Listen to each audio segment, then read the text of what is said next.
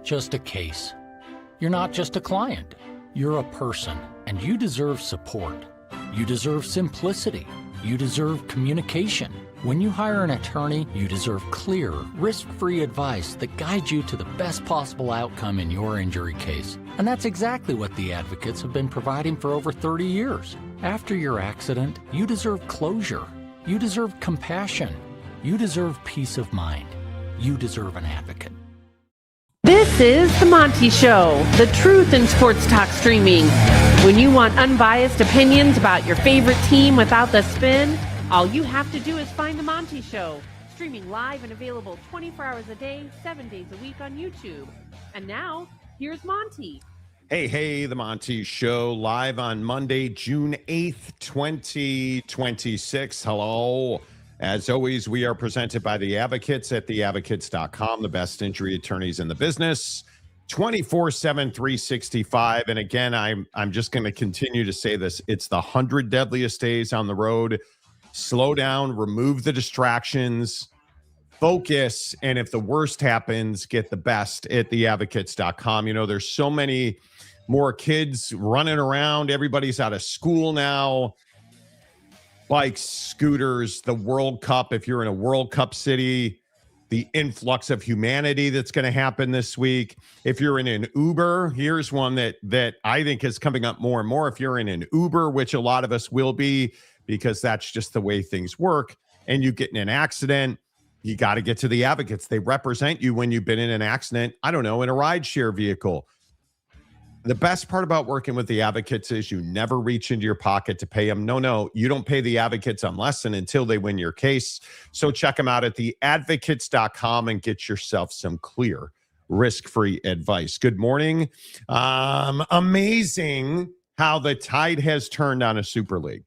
And I love the fact that all of the media hyenas who are like, oh, Super League is stupid. And, you know, a certain buffoon level journalist who ripped this show and said that we didn't know what we were talking about and a Super League's not happening and that's all made up. Well, all of a sudden he goes on with John Kurtz, and now all of a sudden everything's happening. It's easy to see a split that we all thought might be coming sometime in the 2030s, happening in the late 2020s. Something like that, I think, is becoming more real at an accelerating rate. The potential for it is much greater than it was even like a year ago. Oh, now it's accelerating. Now that even a year ago. So you mean like 3 years ago when we were talking about a Super League and you guys said that we didn't know what we were talking about and we make stuff up and trust me, bro, sources. Remember all that? And now all of a sudden, oh, it's real. Never mind that we've been giving you this for how long? I love the flip. I love how people have now all of a sudden, no, it's a fait accompli. It's going to happen. Yeah, Super League episode. Super League's happening. Who said it wasn't? Well, you doesn't know that. You said it wasn't. You've been saying for how? Oh, the Pac-12 is amazing. It's going to it's going to thrive. It's the bet. No, it's not. And no, it's not. Like I am amazed, and I don't even. You guys know I would never, ever talk about how right I am. That's not. You know, we don't take victory laps on this show. You know, I would never. I just think it's very interesting now. All of a sudden, everybody's talking Super League, and all of a sudden, all the clown circus clown people who tell you we're journalists and we know everything that never know anything and get nothing right. All of a sudden, the Super League's happening. Yeah, they gotta get on the train, dude. They gotta get on. They gotta get on the narrative, bro. They're a little late, so now they gotta get on it. Yeah, I think the main question is, will a Super League happen? I think it will. Will it be called the Super League? No, it will not. And I know I talked about this last week on the show when Jake was on vacation in Mexico. But I will continue to point out the concept that, and I think was largely driven by private equity money. The 70-80 team Super League is not happening. Mainly because, again, I will tell you, and I've said this before, and you're going to start hearing it, because I think it is now being openly talked. Ted Cruz has kind of hinted at it, but the reason when you hear politicians or the powers that be talk about how the money a university makes on football can't determine the well-being of its athletes, or excuse me, student athletes, that's how you know that it's going to be the money that they make that's going to determine their eligibility for a Super League. And I do believe that threshold, and I don't think anybody has a firm grasp on what that threshold is, but more often than not, and probably I would tell you 2-3 people I've spoken to in the last 10 days have thrown the number $75 million out. That if you start looking at these numbers, if your average football revenue per year is not 75 million, you will not be able to compete in a college football Super League. And if you start looking at some of these numbers, and these are 2025 numbers, but if you start looking at some of the numbers, and we start looking at schools for 2025 that were under 75 million, there's some big names in there. There's TCU in there. Miami is right at 75 million. Are you going to have a Super League without Miami? Probably not. But if we're talking about real world numbers and scenarios, if in this day and age your football program is not driving $75 million in revenue, are you even trying to get into a Super League? You're probably not, right? So then we go down the list a little bit, and you start looking at the bottom cut of big name teams. All of these teams are under $70 million for 2025 in football revenue. Vatech, NC State, Texas Tech, Missouri, Northwestern Illinois, Kentucky, Indiana, Oklahoma State, Arizona. Oklahoma State made $57 million in revenue, generated $57 million in revenue. That's not net, that's gross. $57 million. So what is your net? Probably less than 75% of that, right? Because nobody's buying your tickets at Oak State. Arizona State, $53 million. UCLA, $42 million, largely driven by no stadium. Iowa State, $55 million. All of them would be under the bar. K-State, $53 million. Under the bar. Right? So I think you're looking at numbers. Mississippi State, $41 million. Is it realistic to have those teams out of a college football Super League? I think it's very realistic. I think it is not only is it realistic, I think it is likely. And I've said this, and again, I know I don't know anything. I don't do a podcast with back of the envelope calculations. Totally get it. Ted Cruz, I don't know why he quotes this show. Back of the envelope calculations. I don't know why when we talk about a Super League and you start listening to the experts talk about a Super League, I don't know why they quote this show, because I don't know what I'm talking about. I should probably stop because it's obnoxious at this point. But it's obnoxious that people have said for years that we're wrong about this, and now we're here, and everybody and their mom is like, yeah, the Super League is definitely going to happen, and it's an imminent threat. And I'm John Wilner, and I have to tell people that it's going to happen now that the Pac-12 melted down, and we don't have another choice but to say it's going to happen. Like, it's incredible, man. Like that, this story is the essence of what we talk about on the show all the time, that we tell you something, and it could be a month ago, it could be a year ago, it could be, in this case, 3 years ago. And eventually people start hopping on the train. It literally, it happens every single time. So you look at this list of revenue, and it's like, yeah, this a super league, whatever they're going to call it, whatever the nice new rubber stamped name that Ted Cruz comes up with, whatever they're going to call this thing. Yeah, I could definitely see it not having K-State or a number of Big 12 schools or a number of, broke ass ACC schools, because we know there's plenty of those. Like, it wouldn't be surprising at all. And I think that the funniest part about this whole thing is everyone wants to vilify Greg Sankey and say Greg is the guy pushing the Super League, when it's literally the opposite. I mean, the optics say that, yeah, private equity was the one who saw the opportunity and wanted to put something together. And Greg and Tony Petitti, I guess, have been trying to figure out a way forward that doesn't include them just breaking off and leaving everyone behind.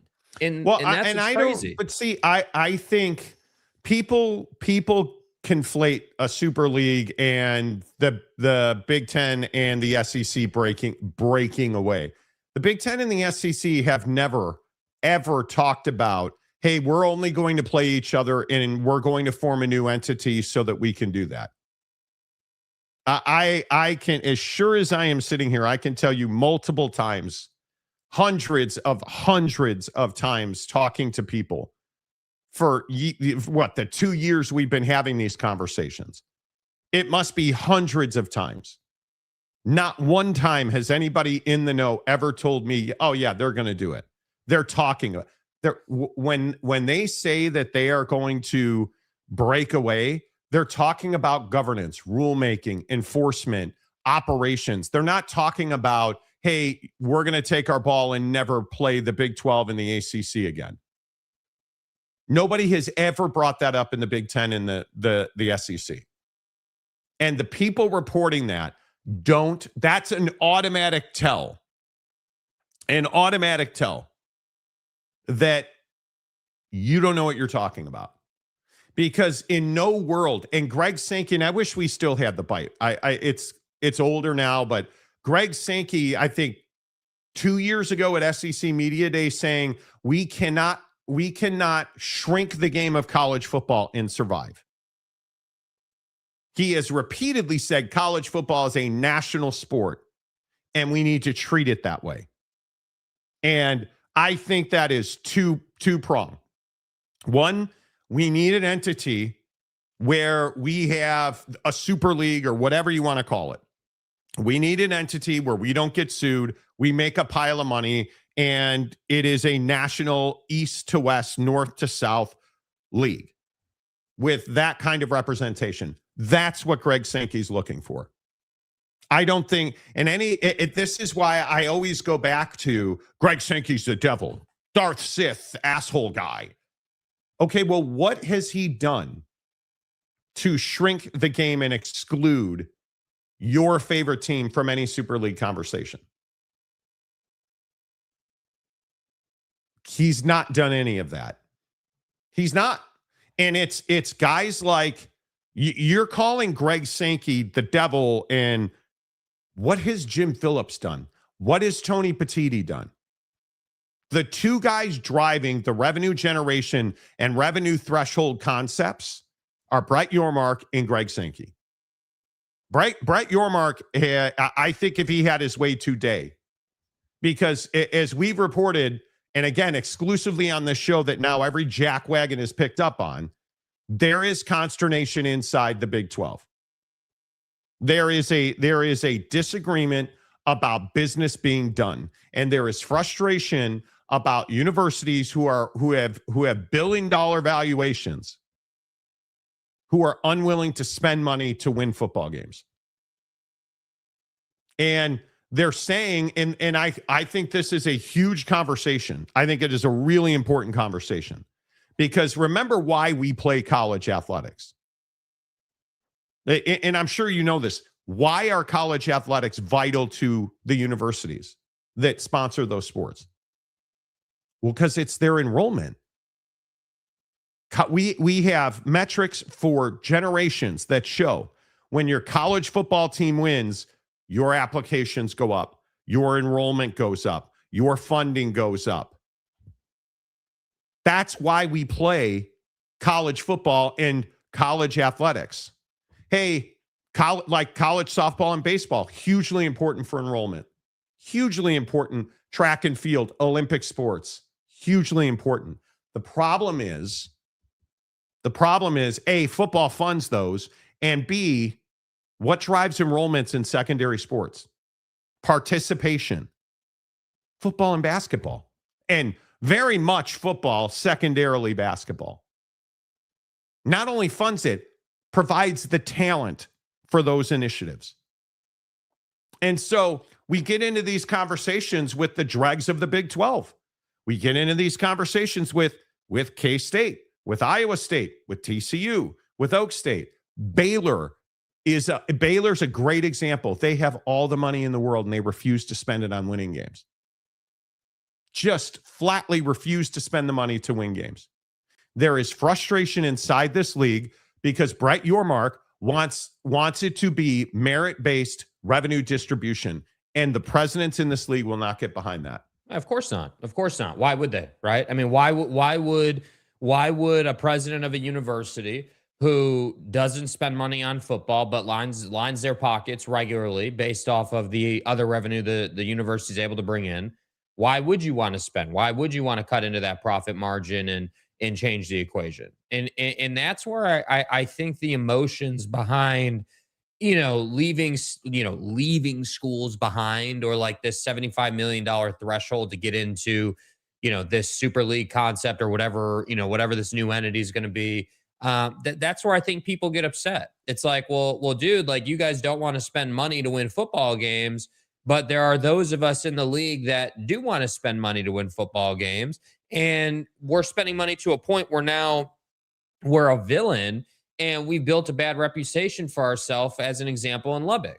And I think that's the crazy part in the Big 12, is that you have such a wide variety. Again, look no further, on the East Coast, look no further than Vautech. What news came out with Vautech over the weekend?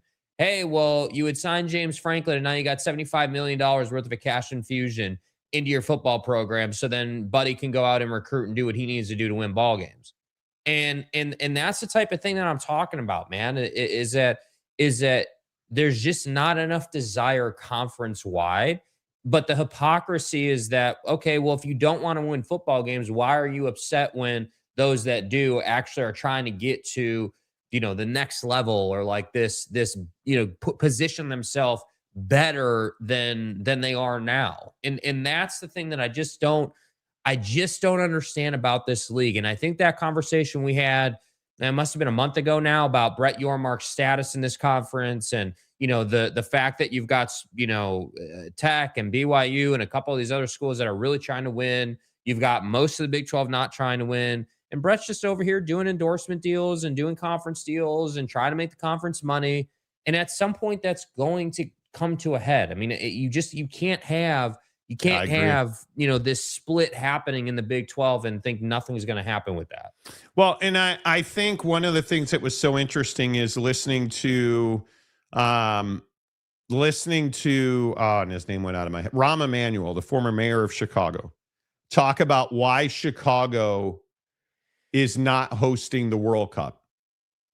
I think is the perfect parallel to this. Rahm Emanuel essentially said, we did not want to give in to what the World Cup was demanding. We did not want to put a dome on Soldier Field and spend, I think he said it was like $6 billion with no promise and no control and no ability to leverage the event to make money on the actual events. And then you flip that and be like, well, what do you mean that's a perfect example? Look at college football. All college football is imagination-based revenue generation. You are selling a story. And the Big 12 and the ACC, who I think most in the Big 12 and the ACC will opt out of participating in a super league. And if it is $75 million, because that's the number that continues to be thrown around. To me, if you do not generate $75 million, because again, remember what I've told you, it's going to take $500 million at the low point to operate a football team per year in a super league, because you will unquestionably have to upgrade facilities, you will have to have more staff, and you will have to pay players more money, which we're going to get to in a minute, which is another reason I think a lot of the white hairs don't want a super league. But I think to that point, not to cut in it, but to that point, a lot of people ask, well, why would that be? Why would you have to upgrade facilities? I was going to explain that. Okay, sorry, I'll shut up. Go ahead. Thank you. Because you have to be able to make more money. You have to, and I'm sure James is sitting in the rectory right now, strengthening his forearms, thinking about what I can't remember what he calls the cushy seats, the CNS seating. Yes. Yes. Thinking about the CNS seating, thinking about new suites, thinking about all of the revenue generating opportunities. Because if you look around the Big 12, the stadiums in the Big 12 are not all revenue generating models. There, you look at Kansas, K-State, perfect example, right?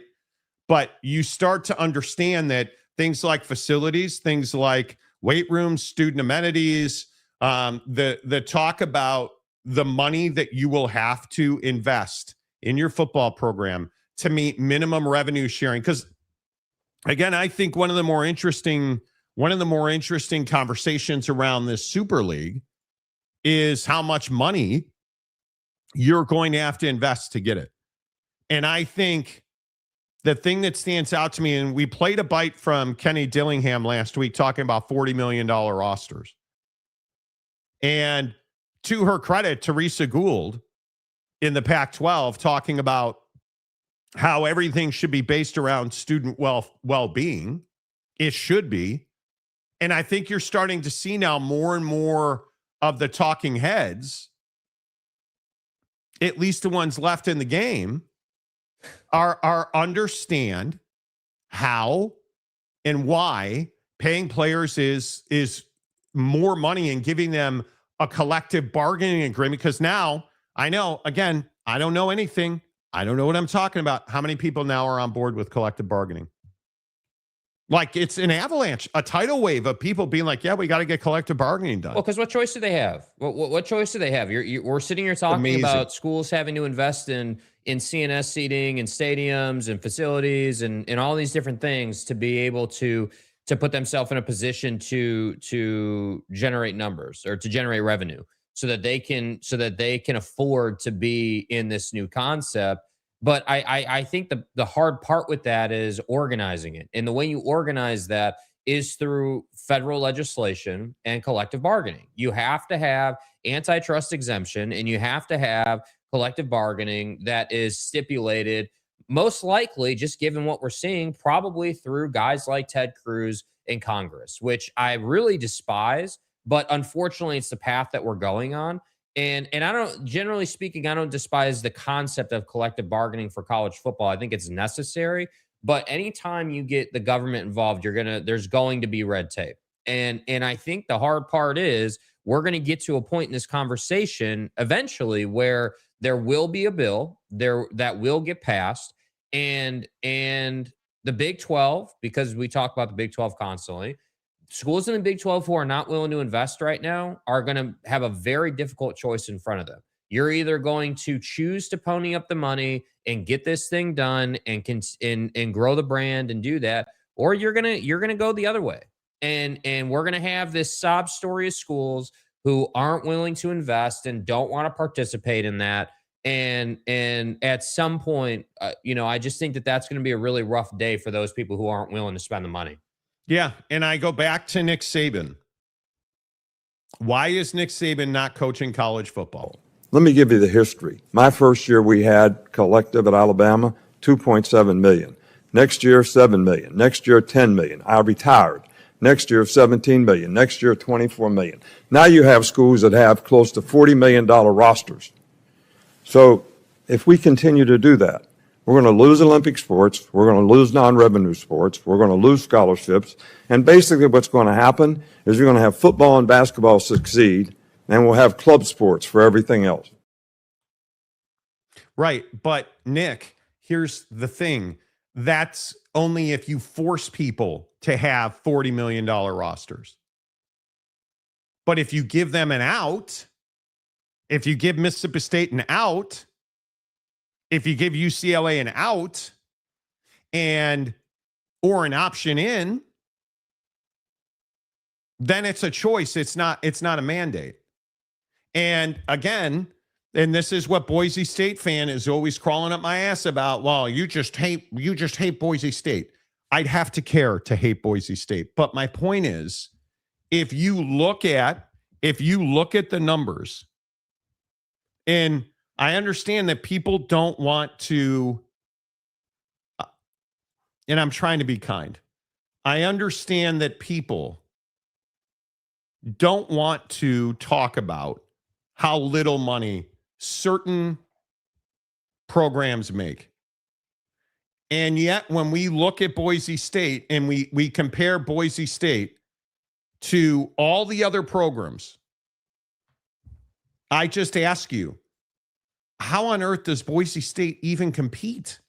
Yeah, well, they're clearly not going to compete with, I mean, again, if we look at that graphic again, they're clearly not competing with most of the schools in the top 20 for, brand value, revenue generation. Yeah, I mean, you're going to have a tough time. And this is why I say it's not being talked about yet. But again, on a day when I do feel justified saying, hey, like we talked about this and now everyone else is talking about it, on that kind of a day, like it's gonna roll up. It'll probably take 6 months, maybe 4 months. It's before the end of the year, I would guess.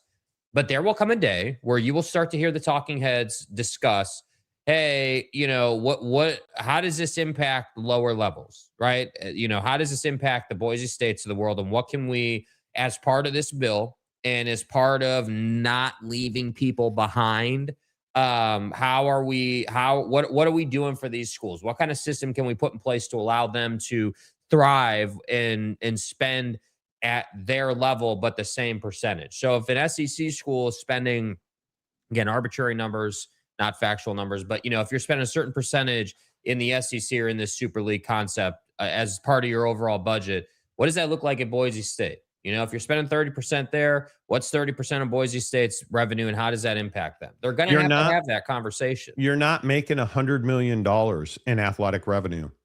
Yeah. My guess is you're probably 90 million. You're probably a quarter of that, 25% of that from football. Let's get crazy and say 30% from football. You cannot financially compete with I'm not even talking about trying to financially compete with the top of the mountain. I'm not even talking about Boise trying to compete when Texas is making more than twice in football revenue what you're making in total revenue. Mm-hmm. I'm going to say you're not competing.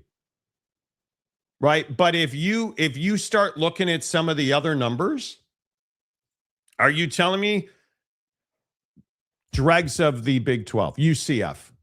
Are you telling me that UCF is not on better financial footing than Boise? UCF in 2025 made $200 million, or it was valued at $200 million, something like that, made $35 million on football. Better situation than Boise. Not by much, but better. Top 100. And the obvious thing that we have to point out here is debt with these schools, right? I mean, obviously the debt situation plays a massive role in what you're doing with this football money. Because of course, you're exactly right that football pays for all the other athletics outside of basketball. But then you start to think about, okay, well, Texas, $183 million in average football revenue. Man, if Texas was in Florida State stadium debt, how much of that is eating into your football revenue? Like these are all things that have to be taken into account. And these are all things that are very situational, which is why I say it brings us back to the conversation about who gets in and who gets out and who gets left out because they don't have a choice because they're not in a great situation. I just think it's a really interesting time. And I do think that again, I'm no Ted Cruz fanboy. You're never going to catch me supporting Buddy. But what's clear is that Ted Cruz and his posse have taken a clear stake in this conversation. And if you're a school that's in debt or not in in a real liquid position. You don't have money just sitting in a coffer waiting to be spent depending on what move you need to make. That's a really tough spot to be in, man. And I would think that these schools I would hope that they've started to identify that, hey, like we need to make moves on this so that we can, we can be in the best position possible. Cause you're right. We're Boise State. We're not Texas, and we don't have $183 million a year running through football. That's the hard part. Yeah, I think at the end of the day, the Super League is not for everybody. The Super League is not for everybody, and nor should it be. And I think if the $75 million in these numbers you see on the screen, if the $75 million football revenue threshold is correct, and if we ever get to a place where that's the number, I think you're going to see a lot of universities fall below that. A lot of universities fall below that. But I, again, would also caution you, Ted Cruz is never right about anything. When I sat down with Sankey and Pertini, I said, listen, you're not going to be able to form a super league. You're going to lose the litigation on that. They disagreed with me on that. I said, it's fine. And I got to tell you, I probably have 100 votes to stop you from forming a super league. I think that's probably right. And so that's actually one of the things people like about this bill. And I said, but you can think about it this way. So one of the benefits to negotiating collectively is you can do schedule optimization. You can schedule blockbuster game after blockbuster game. That generates more eyeballs, more revenue. What did he just say right there? I never heard him say this before.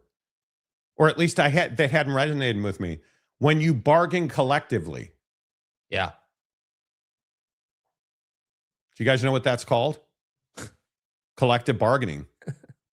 And no Super League. Hey, by the way, Greg, how do you feel about that? What seems to be the tipping point in this discussion is this notion, an erroneous notion. I want to be clear about that. And then I shared this with Senator Cruz along with my colleague, Tony Petitti. We are not having some conversation about a merger. In fact, Paul, I do not want the SEC network to somehow be confused with the Big Ten network, okay? Just so you and I are clear. I don't think our fans want that. I don't think anybody wants that. I think the debate between the fan bases of the two conferences is outstanding.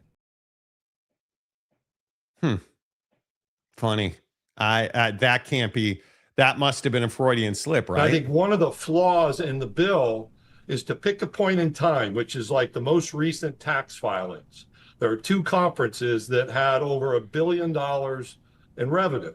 And those two conferences are singled out and can't do certain things. One of my observations is, hey, you know what? If we can't do that, make that apply to the ACC and Big 12. Make that apply to the Ohio Valley Conference and my old friends in the Southland Conference. We shouldn't be singled out because we're not having that conversation. On the other side of the coin, we flat know there's groups like Smash Capital, some of these College Sports Tomorrow groups that have formed, private equity groups who've called me who suggest, hey, here's a super league. The bill ought to deal with those as well. If it's wrong for the SEC and Big Ten to take that course of action, then we shouldn't be allowing that course of action for anyone. So wait, are you saying that you are talking about a super league? Right, I'm telling you. Or at a minimum, it's been talked about. Again, what did Greg Sankey just say right there? When Smash Capital and some of these other groups called us. So when we reported that the private equity guys were the ones behind the 70-80 team model, we told you that.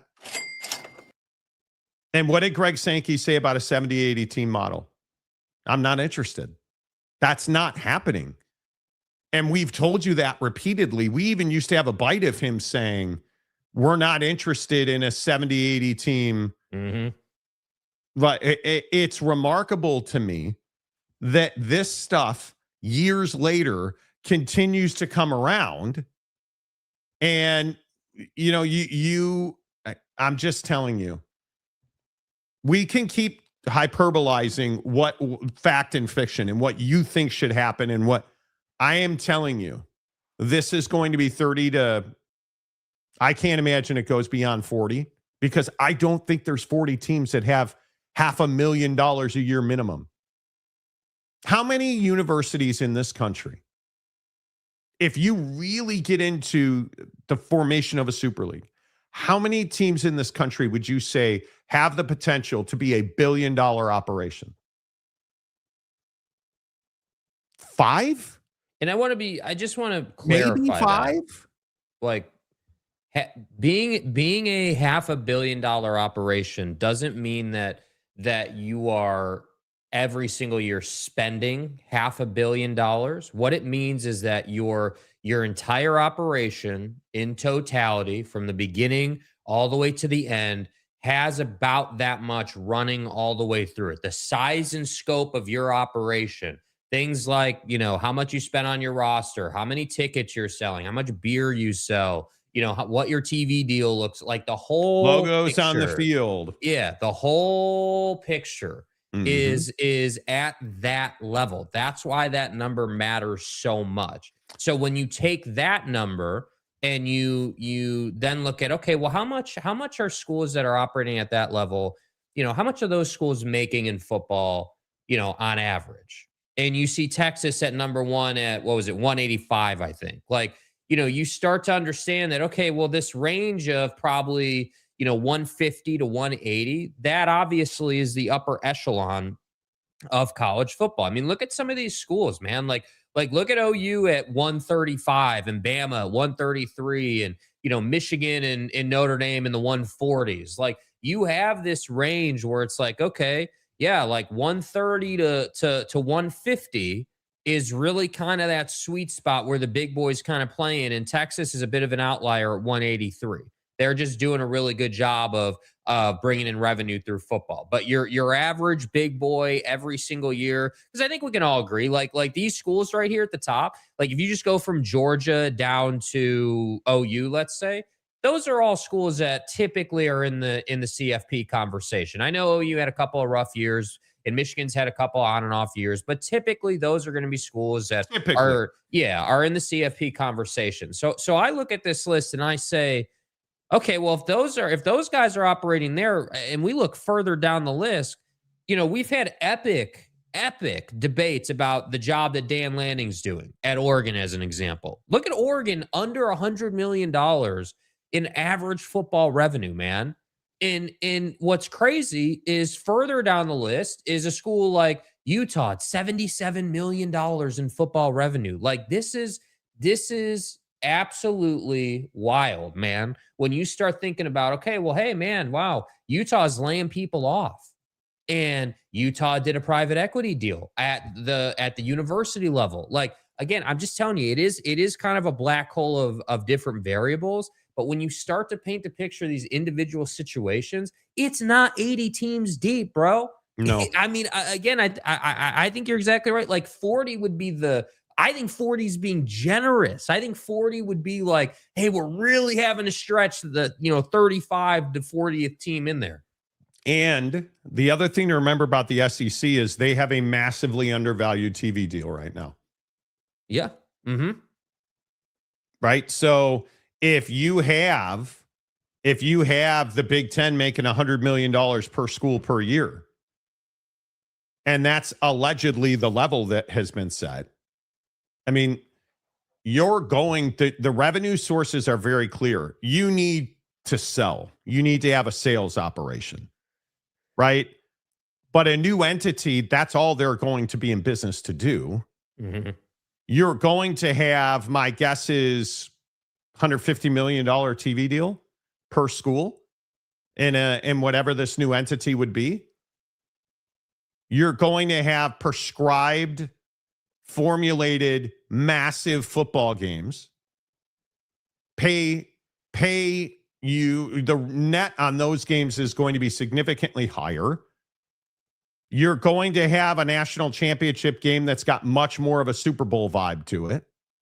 Like, I'm telling you, the money will be generated, but you have to have the seed money, if you will, or the war chest, if you will, to put money into your stadium, to put money into your facilities, to put money into your infrastructure, your humanity, all of it.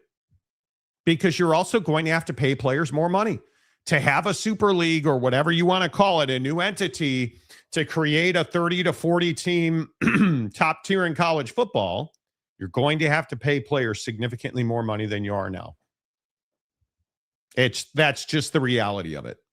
That is simply the reality of it. And I think there's a realization happening that no, in fact, the players are not the ones to blame for the situation that we're in, that paying players is not the core issue here. I don't think people blame the players.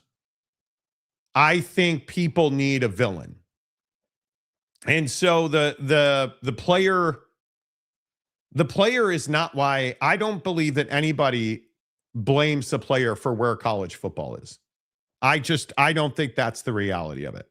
I think people more blame guys like Greg Sankey, and they call them greedy, and they call it like, I think Greg Sankey is a guy who catches the majority of the strays in college football. Mm-hmm.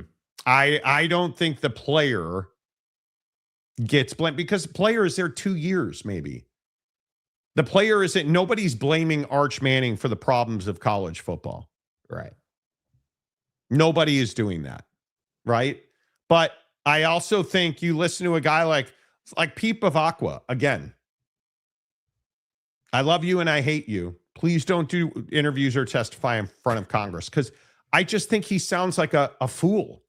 My second concern is, if you want to truly maximize the media value around the largest sport in terms of eyeballs, which is college football, I do think the best way to do that is a super league. And I certainly don't want a super league. I'm not sure anybody necessarily wants a super league.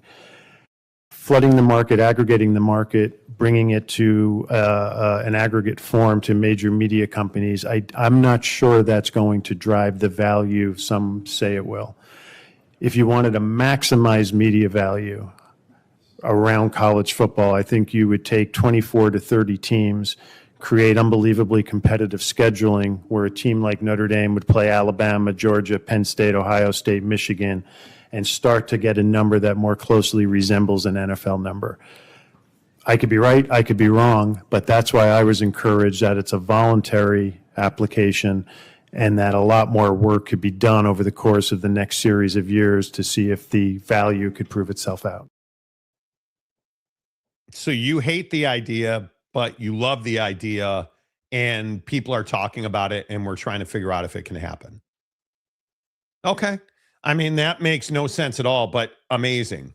Amazing. Yeah, I mean, as an independent, You know. you love and hate every idea that is brought to you, right? And again, I think, you know, on the list of more obscure topics as it relates to this list, all the people saying, oh, well, Notre Dame needs to join a conference. You understand, if Notre Dame joined the Big Ten, they'd be like top 2 in the Big Ten.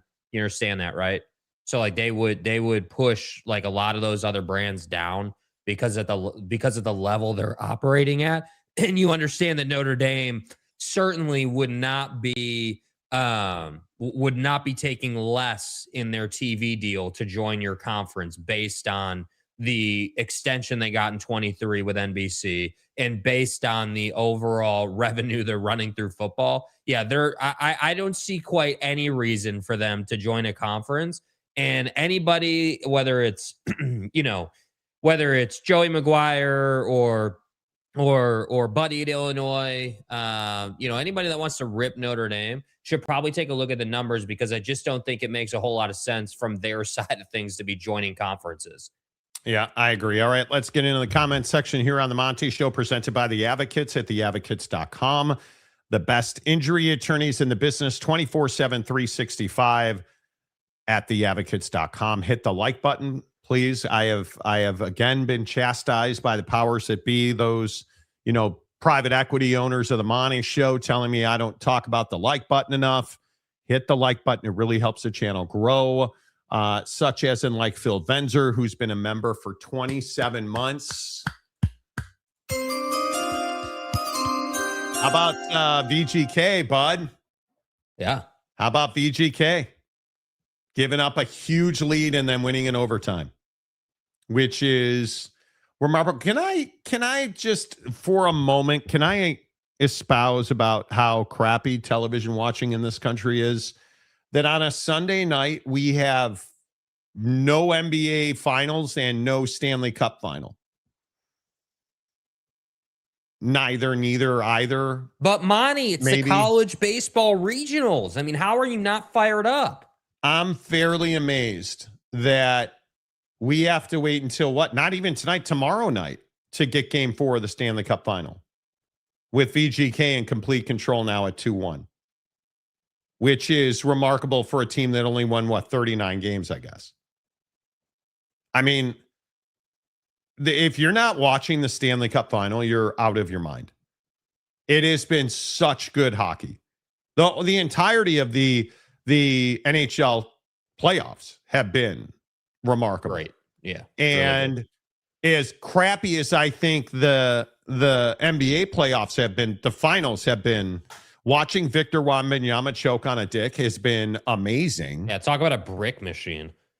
Yeah, we got to get into Victor a little bit. I got a series of messages from our friend that we'll have to get into. But Phil, appreciate you being here. Let's go back and see. Look at that. King of Thailand. Boy, Thailand, hope you're okay there. Buddy? A huge earthquake in the Philippines. Did you guys see that? The southern Philippine islands ravaged by a huge earthquake. What, a 7.8? Knocking down buildings and shopping malls, and good God, man. Everybody be cool. Let's go Mountaineers. Hit the like button. Yes, please. Michael, good to see you. Matt Ritson, morning. Jay McClanahan, morning. Welcome to the nightmare. Morning. Bailey Dietrich. Sorry, Monty, about your Chicago Bears, yeah? It was a good run. Sorry to see him go. It's embarrassing, dude. Glenn says, see what a difference a time zone can make. Your boy be here early, Monty. Yeah, how about Jake actually showing up for work today? You know, I saw the turd burglar on with Kurtz. Had to turn it off. I just think it's so funny. It's so predictable.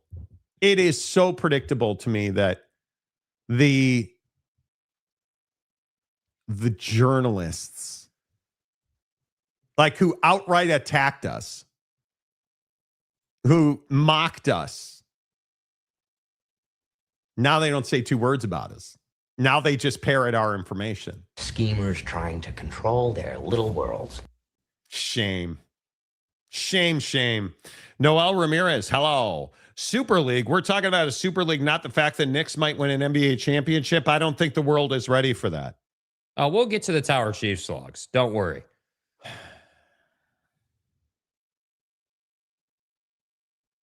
We don't talk politics on this show. But I need to work up the courage to bring up what's going to happen at the Knick game tonight.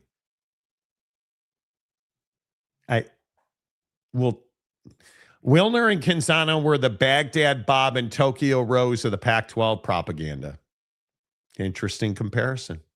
Morty is not using good sources. No. Phil Venzer, a Super League with 95% of schools in the East Coast doesn't make it a Super League. Yeah. Well, I don't think it's 95% of the teams on the East Coast, though, is it? There's always been an East Coast bias. Okay. I was told the number of teams is stuck at 56, but 62 is likely the real number. Well, I mean, that's a conversation, buddy. I mean, absolutely. Yeah. USC. Yeah. Not good, dude. 71 million. Might want to pump those numbers up. Well, they also, I think what a lot of people don't know about those numbers is there was a Coliseum renovation, But that's my point. That's my point. I'm not saying that they're not trying to have good, overall revenue. But again, this is what I was saying. When you're paying for stadiums and all this other stuff, that revenue number goes down. That's the problem. They'll be fine. USC is $1 billion operation. They'll be fine. Morning. Well, Pitt's not making it. What does Pitt make on college football? $45-50 million tops. I mean, you're not getting into anything. You don't have a great stadium situation. You're not. Pitt is, with all due respect, Who's tuning in for Pitt? Yeah.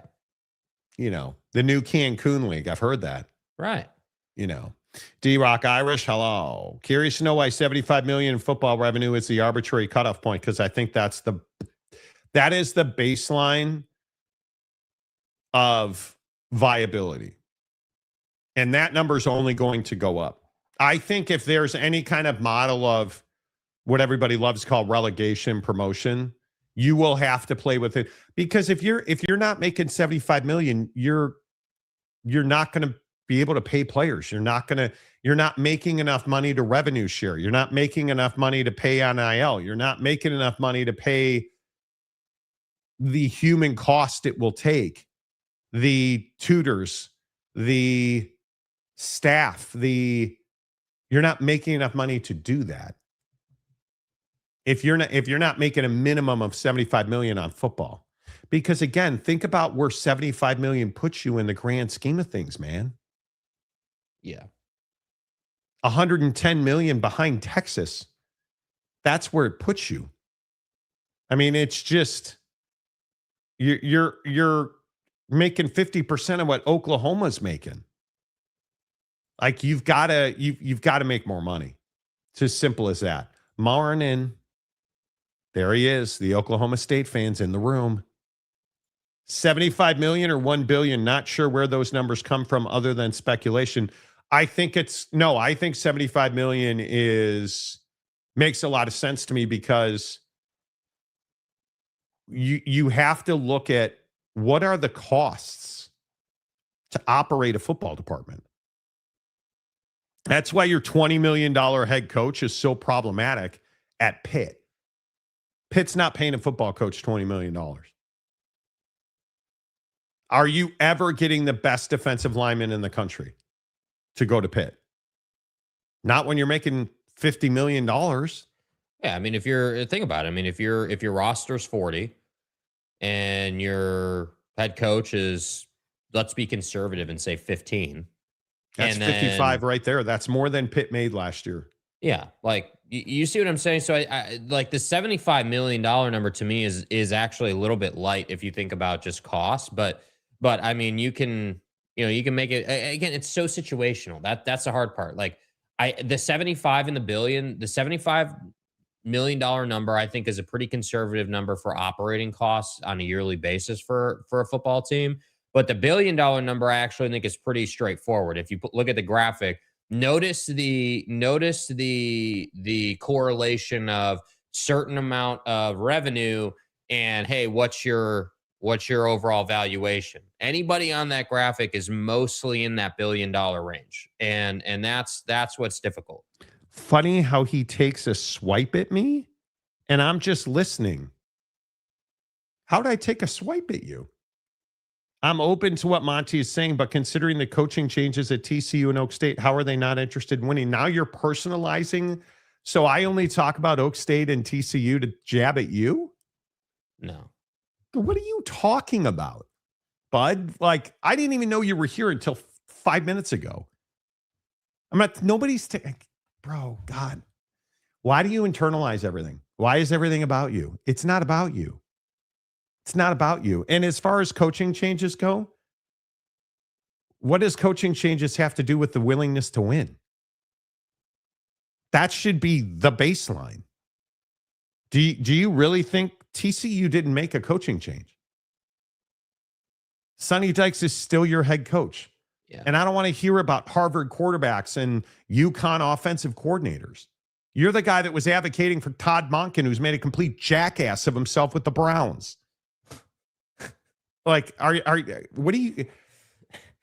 I'll never understand the 1 in 100,000 listener on this show that takes everything I say personally. I will never understand that.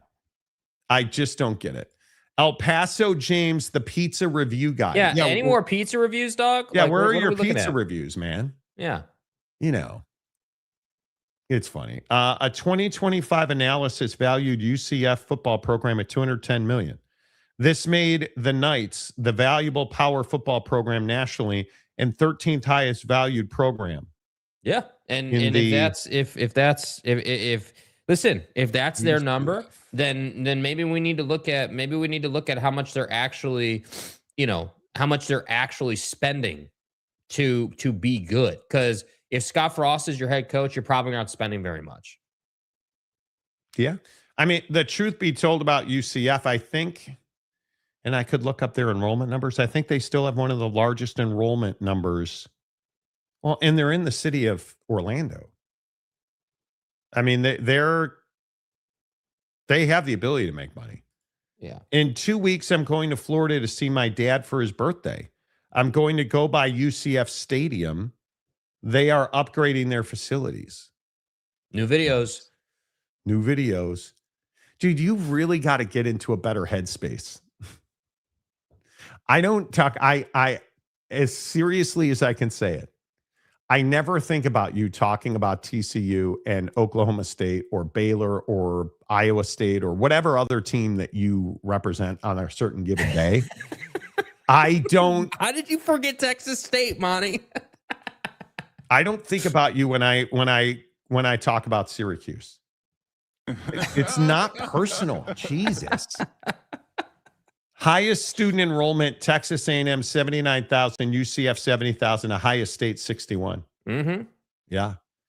Ask your doctor if the Super League is right for you. Yeah. Yeah, check out that list of side effects, brother.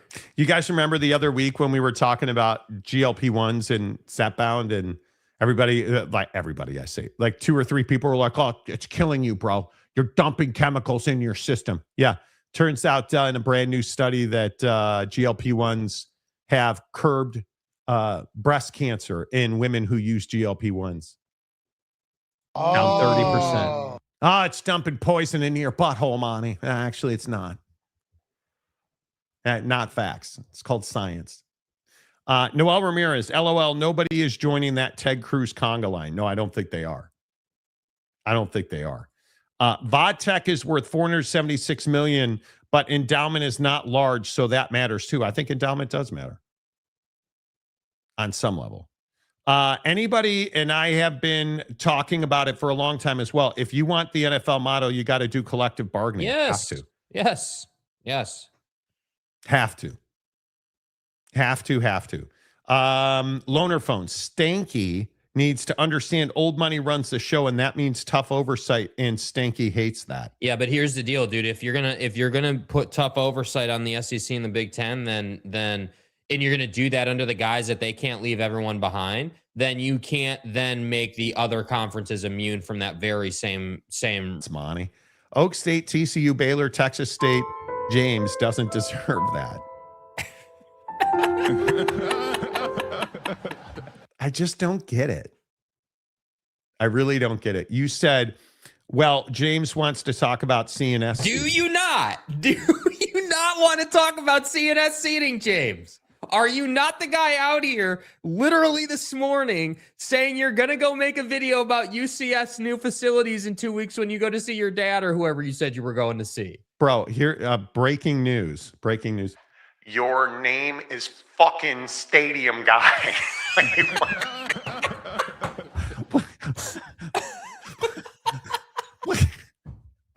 It's a great point. The Stadium Guy, James, is sitting here complaining that Monty said, well, James wants to talk about stadium seating. Monty, listen, Dude. I don't know why you always bring up CNS seating when you bring my name. I don't get it.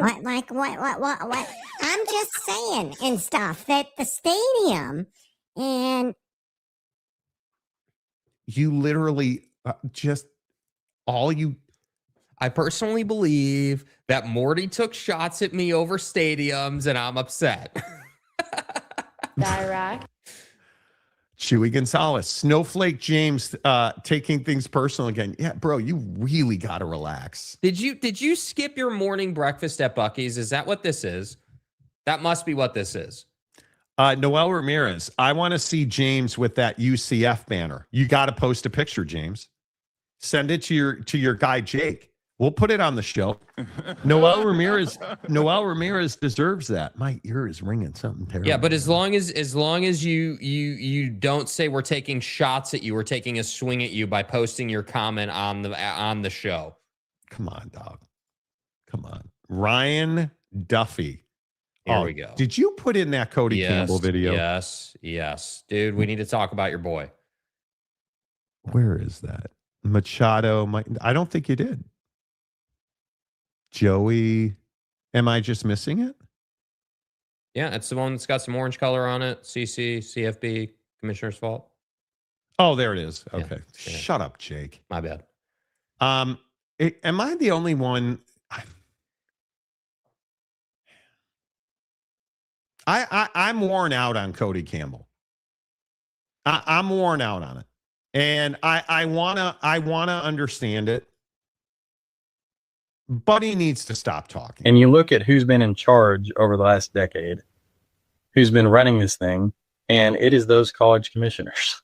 So while I think that they have a lot of experience, they're smart people, and I respect their position in that they are paid to advocate for their own interests and the interests of their conference. So they're going to have a certain perspective. But I don't understand the concept of completely leaning on and completely going with the ideas of the people who have presided over this period of time where college sports has collapsed and collapsed into a state of chaos. So there has to be outside voices. There have to be people who have a perspective that is not so much in the weeds. I don't understand the constant insulting. I don't understand so it's now the college commissioner's fault. Everything that's wrong with college football, now it's Brett Yormark's fault. It's Greg Sankey, Tony Petitti, Jim Phillips. They're all the ones to blame for this. It's not guys like you who consistently put envelopes in people's pockets. It's not guys like you who have for generations fueled the arms race in college sports. Quite literally, Cody Campbell is the guy funding Texas Tech football. And it's not guys like you creating arms races that made $40 million rosters. Because I didn't see you stepping up and saying, no, I'm not paying $40 million roster money. Or, I'm sorry, $1 million softball pitcher money. So it's not guys like you who have been bagmen for decades. That's not, so it's the commissioner's fault. It's not the guys who are providing the money, creating the issues that you're bitching about right now. While also participating in the issues. Somehow I'm going to say it's not the commissioner's fault. Because, I'm sorry, who do the commissioners work for? That's right. They work for their presidents. Well, Monty, didn't you? And the schools. Didn't you bring up last week that Cody Campbell had said that Brett Yormark works for him and the presidents and the board of the Big 12? So wait, is it the commissioner's fault or is it the board's fault or is it guys like you, Cody? Because I'm done, and I texted you this last night. I'm done calling this guy a booster. This guy's not a booster. This guy's a flat out politician now. Yes. A unelectable, not for election politician. A guy who is operating in the private sector and trying to push politicians and people in a certain direction. He's not just, hey, I made a bunch of oil money. Here's a little check. That's not Cody Campbell. Boy. That's not Cody Campbell. Cody Campbell is somebody who thinks he's above it, and Cody Campbell thinks that he runs things because he has money. And I've been saying that, and we've been saying that for how long now? And I'm just tired of this guy consistently popping up, bringing up all the problems and not bringing up any solutions. It is ridiculous. That's what Lopes fan Gabe does. He just pops up and brings problems, not solutions. He's done it for 41 months. Yeah, let's go, buddy. Hope your boy's well. Gabe, appreciate you, man. One of the long time, first time, only time guys. Lopes fan Gabe. As is Calford with 20 Monty Show memberships. Hello. Let's go, Calford. Speaking of endowments. We appreciate it. Yes, large enrollments and endowments. We appreciate that very much. Thank you. Make sure you guys slurp those up, right? Mm-hmm. You got to get your hands on one of them there, member. If you don't have a membership now, it's on you, bro. That's you saying you don't want to do that. That would be like you taking it personally when someone glazes the fact that you talk about stadiums constantly. You know, if you don't have a membership by now, like, come on. Yeah, I can't believe James thinks that because I talk about those schools, I'm talking about him. That's incredible to me. Here's a $5 James comment. You can't say that. Yes, I can. It's my show. I can say whatever I want. You're so fucked. Please continue. Please continue. You can't say that Oak State, TCU, or Baylor don't want to win. Okay, well, TCU didn't fire Sonny Dykes. Baylor didn't fire Dave Aranda. And Mike Gundy had a decade of destroying Oklahoma State football. I'm a man.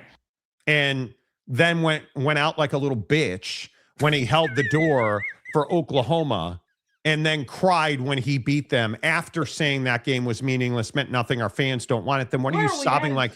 What are you sobbing like a child for? Dickhead. Loser. Like that guy just and the fact that guys like Oak State James stood on this show for 5 years or whatever it was, he's amazing. He's a legend. You don't fire him. He's awesome. Ollie's going to run stairs. It'll be fine. Pepsi machine during a presser, Monty. It'll be fine. Ollie's going to run stairs. Who hasn't had a DUI? Like, yeah, I can say that, actually. They do need to get off their butts and raise more money. That I agree with. No, what TCU needs to do is fire Sonny Dykes. He's an average-ass coach. Mm-hmm. Great human being. Average-ass football coach. But Monty, they changed their signs, and you know James is going to say that here in a minute.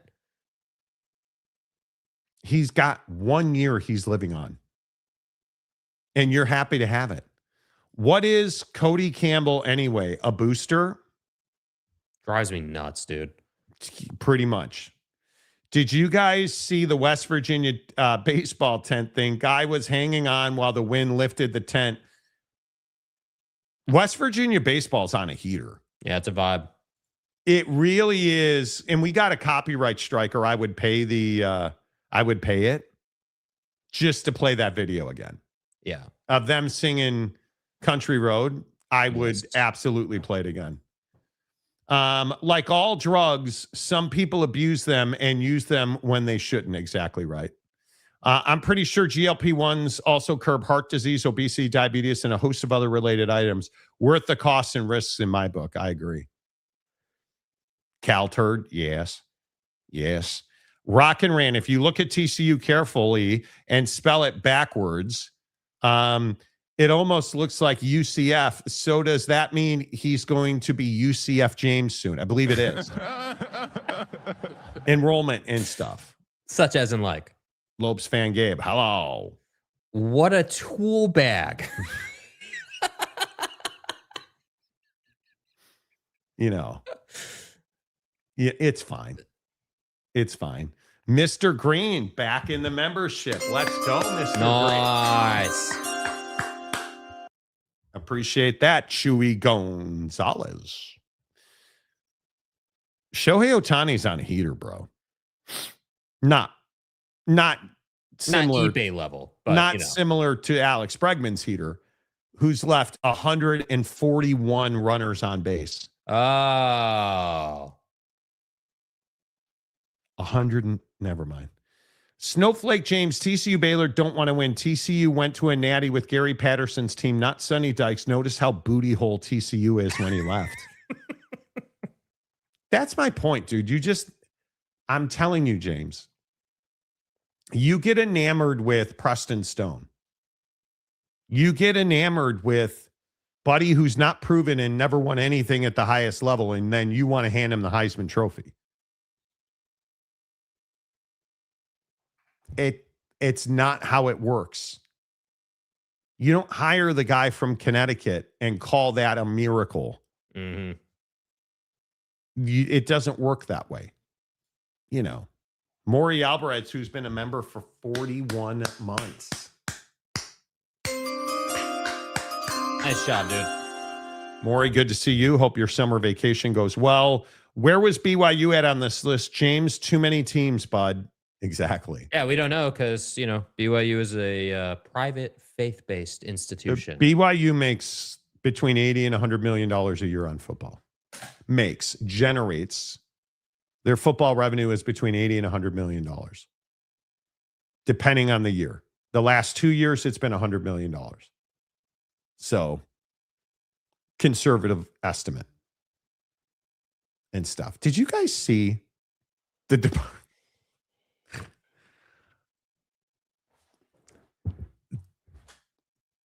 I should not bring this topic up. But I know there's a bunch of BYU dudes in the comment section. Did you guys see, I believe it was the Department of Justice said that the Mormons are not Christians. Not a Christ-based. How is it all the time that this comes up? Okay. Listen, just because they believe in planets and stuff doesn't mean that Christ isn't at the center of it. It's wild to me. It's wild to me. You know, it's fine.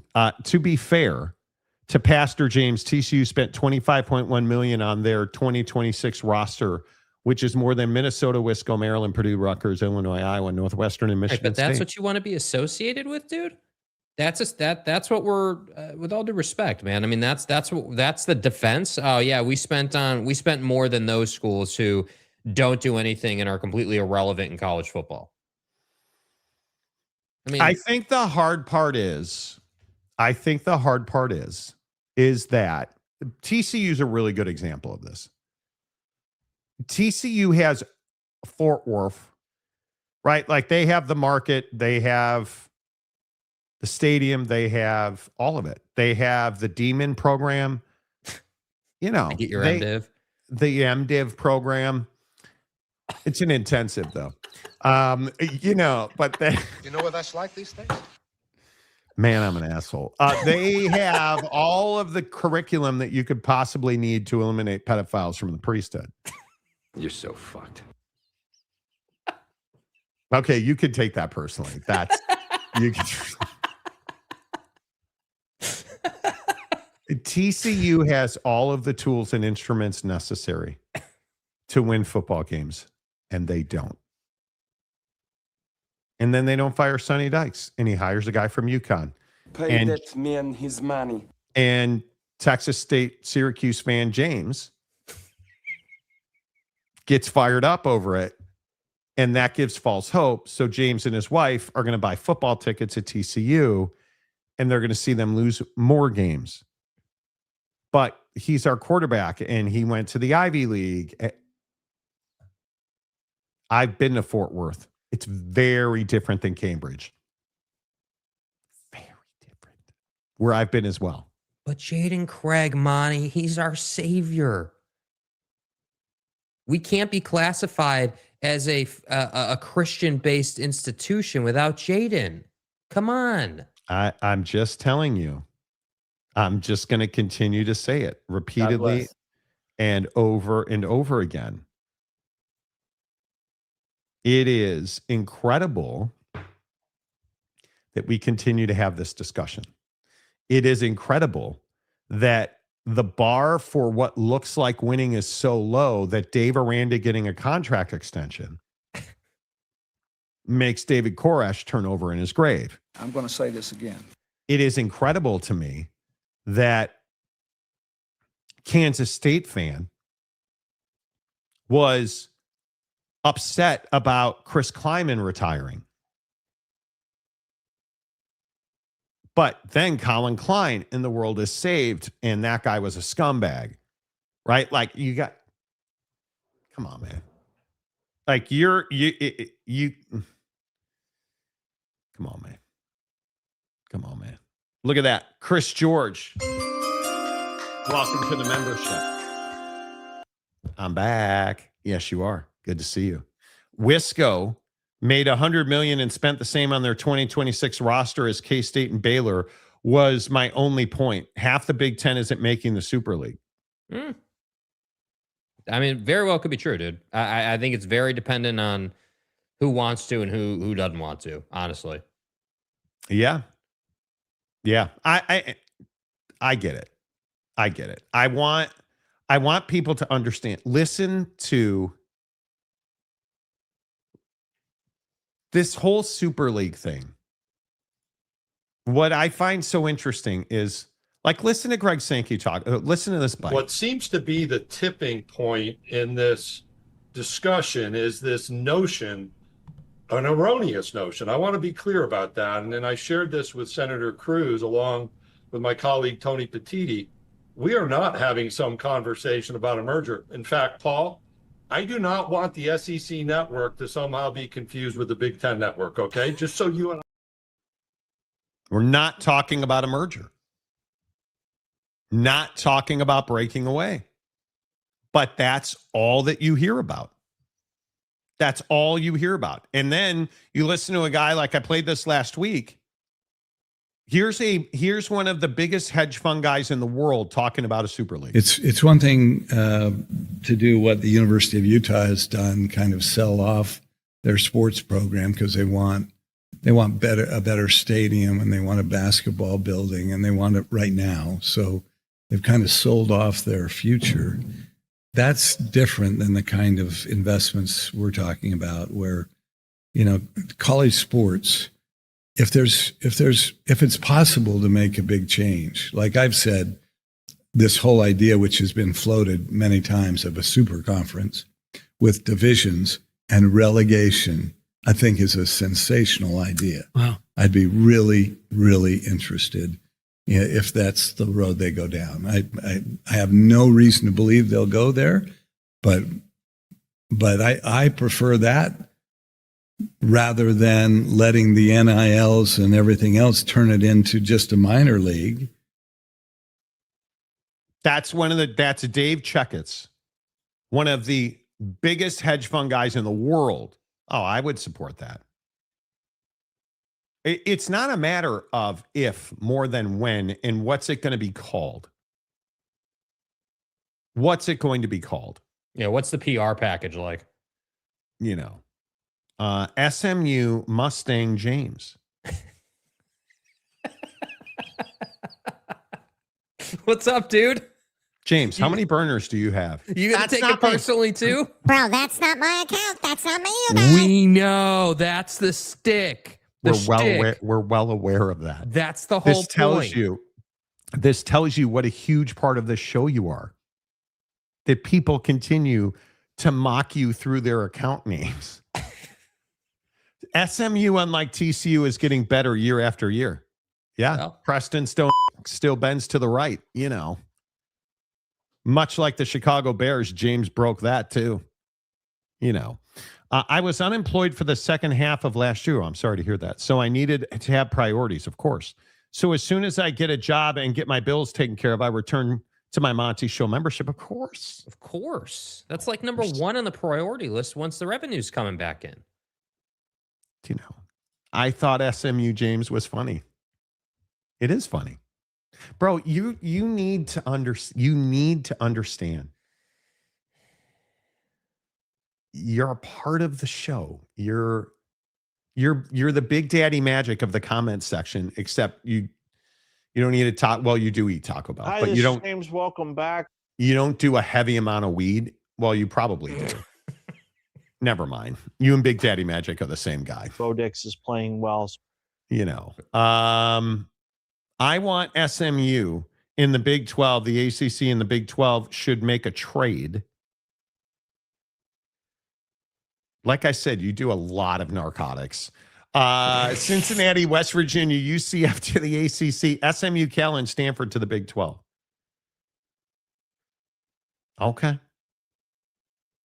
SMU, Cal, and Stanford to the Big 12. SMU should be in the Big 12. Yeah. SMU should not be a P4 school, but Brett Lashley hates me. It is what it is. It's funny how TCU is struggling to raise money. They're in the DFW area. There are only two good Texas schools, and it's Texas and Texas A&M. Right now, I want to, in the comment section, honest question. Has Texas Tech proven anything? Has Texas Tech proven anything? Besides the fact that they're run by a bag? No, not really. I think Texas Tech has proven money will take you to a certain point. You can't buy intangibles. It's Marcus Freeman. You can't teach a rookie head coach to have the right number of guys on the field when you have Ohio State on the ropes at the goal line in your own building. Yeah. You can't teach that. You have to experience, and we lost the game. Right? You can't, in my opinion, buy championships in college football. You cannot teach intangibles.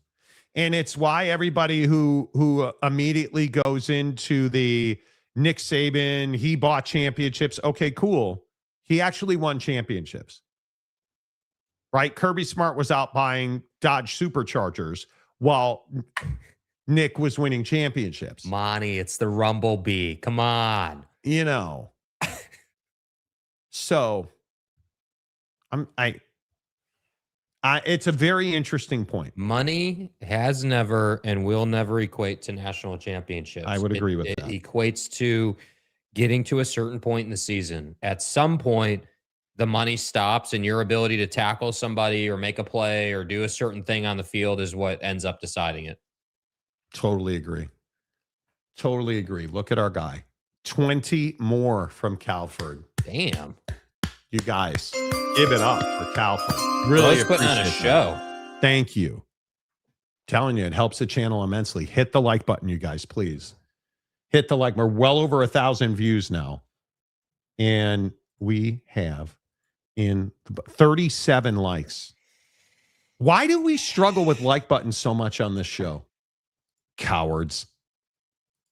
It's probably a prince. Everybody's defending James, so they won't hit the button. It's not that hard. You know. Stormy Cyclone. Hello. According to Sankey and Petiti, no Super League, but conference silos are a real threat. Because Stormy, I don't think they're saying no to a Super League. They're saying no to the old model of, 70, 80 teams.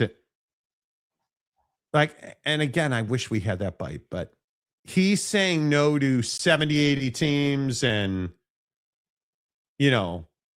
the notion is this. I'm going to play this bite and it might be wrong. I don't want to dumb down the Southeastern Conference to be part of some Super League notion of 70 teams that some people speculate would happen. They want to be us, and that's on them to figure it out, not on me to bring myself back to earth. That was 2 years ago now, bro. This has been going on. So he's always consistently said no to that. He's not saying no to a new entity with 30 to 40 teams, with prescription scheduling, conferences and divisions, where winning is the only factor in if you get into the postseason or not. Greg Sankey and Tony Petiti's feckless. The guy has no pull. He's not saying no to that. And I think it's a matter of who qualifies and how you qualify people. That's what I think the issue is. Yep. Plain and simple. Hey, look at Chris George. Must be doing well in your new job. Okay. You got to play the thing, Jake. That's good. Hey, sorry. My bad. My fault. What did Marcus say? Marcus wants to, now that you guys have all these free memberships being given away, is Jake going to buy a light? Nope. Nope. Not going to buy a light, are you, Jake? How's the new place? I love it, dude. It's awesome. Big fan. I finally get my stuff this coming Saturday, so that'll be nice. Can get back to having a couch and a TV and things like that. So we've gone through the 2 weeks of not having anything. But yeah, man, new place is great, dude. Love it. Big fan. Okay. It's not you didn't get a monstrosity of a mansion. No, How big's your place? I don't know, maybe you're a liar. 2,500 square feet, something like that. How many bedrooms is it? 3. 25? Okay. Yeah, 3. Do you have a basement? I wouldn't call it a basement. It's like a That's a yes. no, it's not really a basement. It's just like a lower level that you can kind of walk into, but it's not like what we had in Riverton at all. Yeah. Chris George says, someone gifted me a membership while I was unemployed, so I figured it was time to pay it forward to other people. That's very nice of you. I appreciate you, Chris. Yeah, thank you. Thank you. Let's see. And that any chaplains with Christian qualifications minister to any okay, is this the LDS thing? What are we doing here? You know. If that's true, it's probably preferable to have LDS specific qualifications if you're a chaplain. Your LDS, yeah, this Department of Defense thing with saying that the LDS faith is not a Christian faith is wild to me. Yeah. But Ken Maynor, ooh. Great comeback by Carolina the other night, but Sumrall is cooking on the recruiting trail. Currently number 3 in the 27 composite. Yeah. Okay, Kenneth, the next time you speak on Buddy's name or you comment, I need you to add like an "I'd" at the end or some type of reference to dude, or the fact that, he's got to earn it on the recruiting trail or something like that to really hammer home the point, Do we really? We don't have any Sumrall video? How is that possible? Oh, here's one. Here's one right here. You gotta earn it. You gotta earn the logo, man. Like, we ain't earned it yet. We ain't earned a damn thing. Like, all we've got's our name. We're gonna put our freaking name on every day. All right. And so to wear the Florida Gator logo, to wear the Gators across your helmet and script, or to wear the Gator head, man, you gotta earn that. Oh, yeah, Johnny Cockney, do it. Oh, man, you gotta earn it.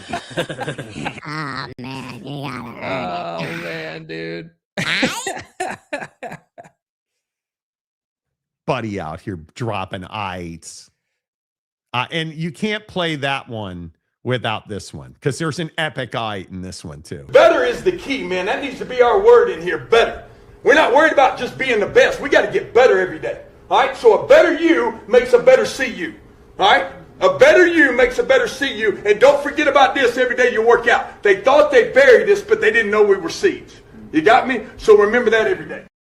Yeah, seed. Brother. Seed me, baby. Jake's got my dog literally just tried to leave. Brother. He's uncomfortable with the seed conversation. Timothy. That's your guy, dude. Yes. That's your guy. Brother. Is what it is. Stormy, they are open to antitrust if they form a super league. They're not, because they'll have a new entity. Silos are like the Ivy League win. No, what I think, you're going to have a congressionally backed new entity codified by legislation. I truly do not believe that the antitrust lawsuit, that's the whole point of doing it. You got to put an end to that. You cannot continue to have the struggles of court and legality and lawyers, and you just can't do it. You simply cannot do it. You can't continue to live this way. Yeah. Frank Potter. One giveaway to players in negotiations involves a salary cap floor that could raise overall spending to athletes. Have to. I think that you have to do it. There's no question. Stormy Cyclone says, Chris George, thank you. Yeah, as a Iowa State fan, you really need the donations at this time. It's kind of a tough time in the program's history, Why? My bad. Sorry. Why? Sorry. My fault. Jake needed the extra bedroom so he doesn't get relegated to the couch. Well, come on, man. Hey, y'all. Hook 'em. Chris George, you're welcome, Stormy. Yeah, you're welcome. You're welcome. God damn it. Yeah. I'm more on the Kenny Dillingham bandwagon for this. Mm-hmm. Where we played that bite last week where he talked about $40 million rosters, and I'm for every penny going to the players. I'm for every penny of it. The players are the ones that make or break college football. And I'm 100% for it. Yeah. And we've got to get past the days of fighting to keep money away from the players. Before we move on, what do you think is going to be, if you had to say today, how many teams are in a Super League? Oh, I think it'll be 30 or 32. I think they'll model it extremely closely to the NFL. I think that, they'll take the structure and the business acumen of the NFL model, and they will apply it in college football. Oh, and I only say that not even with like scheduling or like, playoff formats or things like that, but more on the money side of things, like TV contracts and negotiations and, this cool little new kid on the block catchphrase of pooling media rights and junk like that. Like, I think that they want to take the NFL structure and way of doing business and try to apply that to college football the best they can. And through that process, get anti-exemption, get collective bargaining, and then, basically revamp the system as we know it, because I still maintain that, again, and it's the Ted Cruz bite again, but like I agree that you can't just you can't create this new Super League concept, if you will. They'll call it something else, but we're calling it the Super League for now. You can't create this new concept and then just say to all the other schools who are not interested, all right, off the pasture with you. We're not interested. Good luck. You can't do that. That's just not, I don't think that that's healthy for the system. I think what you need to do and what would be a better solution is, yes, do what you're trying to do with the Super League concept or whatever, but then to supplement what you're doing in the Super League, whatever this is going to be, you need to give these other schools and other schools structure and opportunity to move up or move down or whatever it might be. There's got to be a total system that works cohesively to get this done. But all of that starts with the antitrust, the collective bargaining, and that whole situation. So I think we're looking at 30 to 32 max. West Texas Jody Tech. Okay, this will be Cody Campbell's personal defense lawyer. On TikTok says, is Oak State James a real person? We've never heard from him. There's like 20 Oak State James accounts in your comment section. Did you make him up as a muse? Because he can't be real. No, bro. No, he is very much real, dude. He's been on the show live before. Yeah. Him and Jake used to be relational.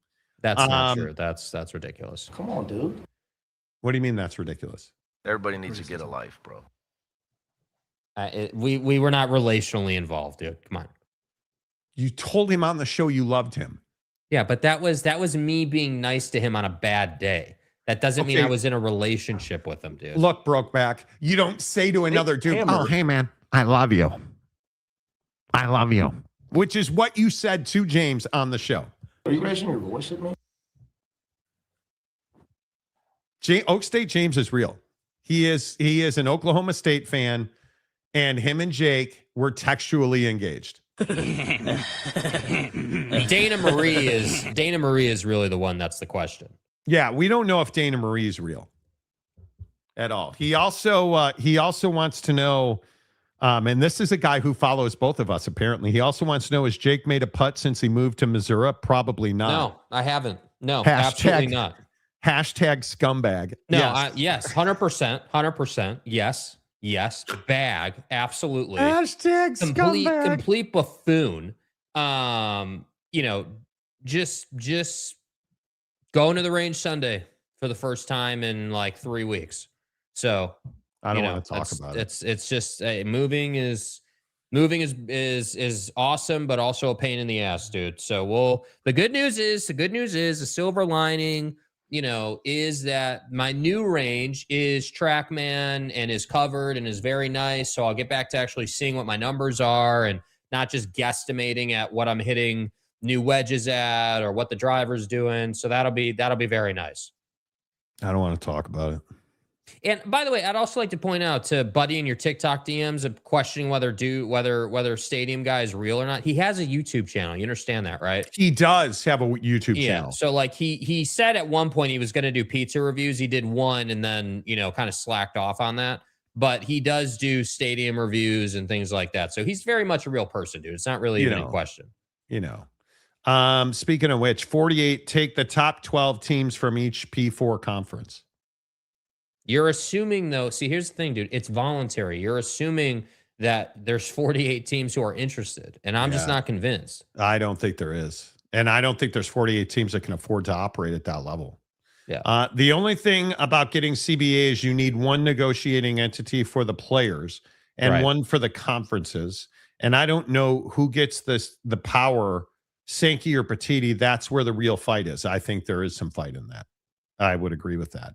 Chris says that that won't work, James. Every Power 4 league doesn't have 12 teams deserving or capable of affording it. Or wanting it. The Super League seems impossible because the Big Ten will never admit they deserve less teams in that final 30 than the SEC does. I think that's probably true. And the Big 12 has what, 2 or 3? Utah's on the line, right? But I think certainly Texas Tech, certainly BYU. But does TCU make enough money? Are you telling me that a Baylor, based on what we've seen, wants to allocate $500 million a year to football? I just don't believe it, dude. I don't believe it either. I mean, you probably have more teams that are capable financially, but do they really want that? I don't know that they want that. I'll send you my work cell phone on Instagram if you want to talk to me. No. We gave you the opportunity to call in and you didn't take advantage of it. So you have a burner now? You're admitting to having a burner now. You have a personal celly and a work celly. Okay. It's quite simple, so I don't know why motherfuckers be overcomplicating it. Okay. Listen, you DM that to Jake. You guys get back on that relational thing you used to have. In a van down by the river. You guys do what you do, man. Where are you trying to do it? Baroque Back is the name of CU's off-season program. I believe it is. Yeah, nice hat, dude. Thanks. He is very real. I've subscribed to his Stadium Tour YouTube channel. I like it. See, James, people subscribe because you're on the show. Jake broke up with his girl by text. Same with James. Coincidence? Nah, I think not. Nope, not coincidence. You broke up with her over text. How much does audience viewership affect the Super League? Huge, because I think it impacts your TV money. Yeah, listen to Bavacqua. Because, well, yeah.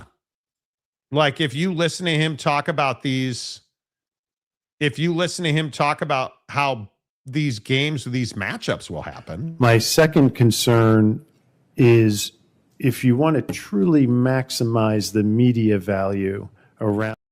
Okay, does he remind you of maximize? Does he remind you of the guy with the beard from Parks and Rec, whose name I can't remember? Listen to the way he says maximize. My second concern is if you want to truly maximize the media value around the largest sport in terms of eyeballs, which is college football, I do think the best way to do that is a Super League, and I certainly don't want a Super League. I'm not sure anybody necessarily wants a Super League.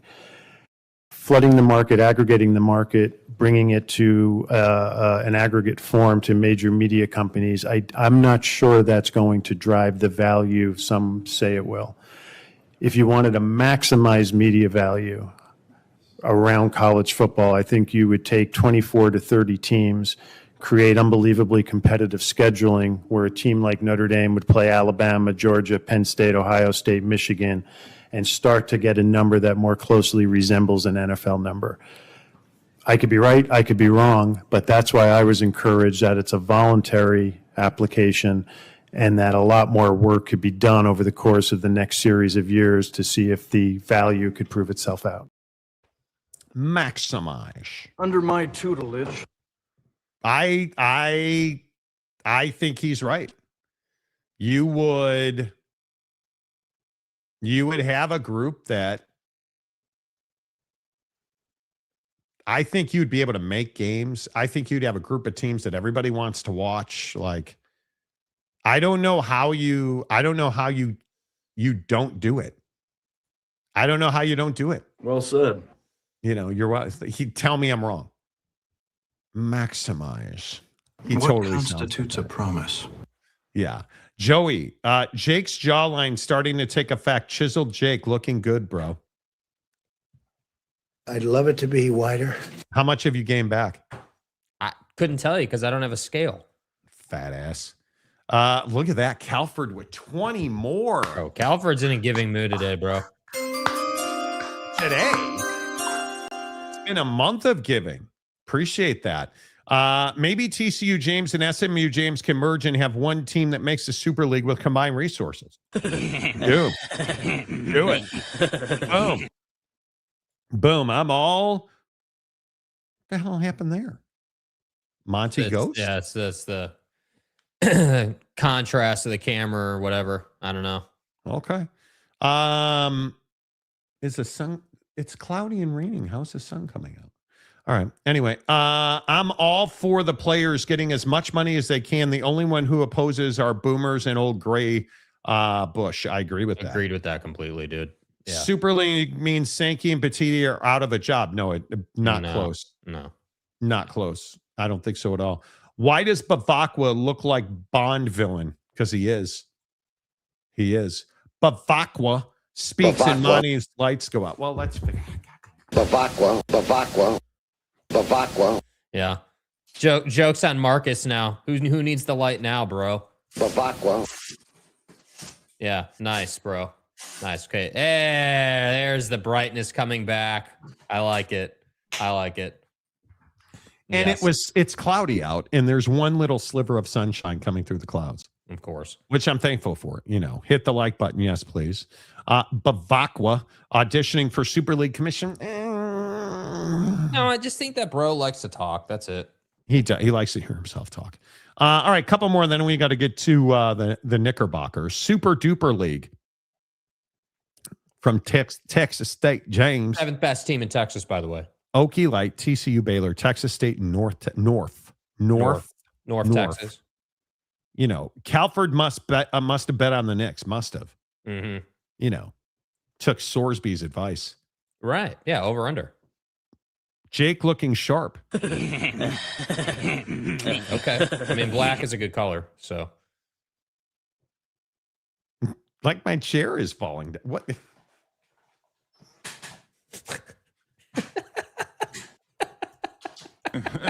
I give up. Some days life wins. Other days the chair wins. You know what I'm saying? Like, yeah. By the way, this should happen today. Mm-hmm. I was told to be on the lookout for Sorsby's verdict today, or not. SmackDown. Yeah. Take your ass. So I was very happy to have this day in court for Brandon. He deserves. I don't know that Brandon's going to get the verdict he wants today.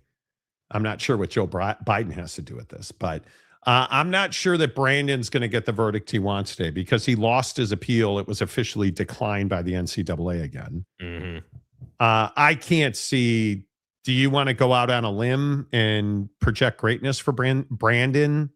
No, I'm going to project greatness for the health of college football that he's going to get smacked down and sent off to the supplemental.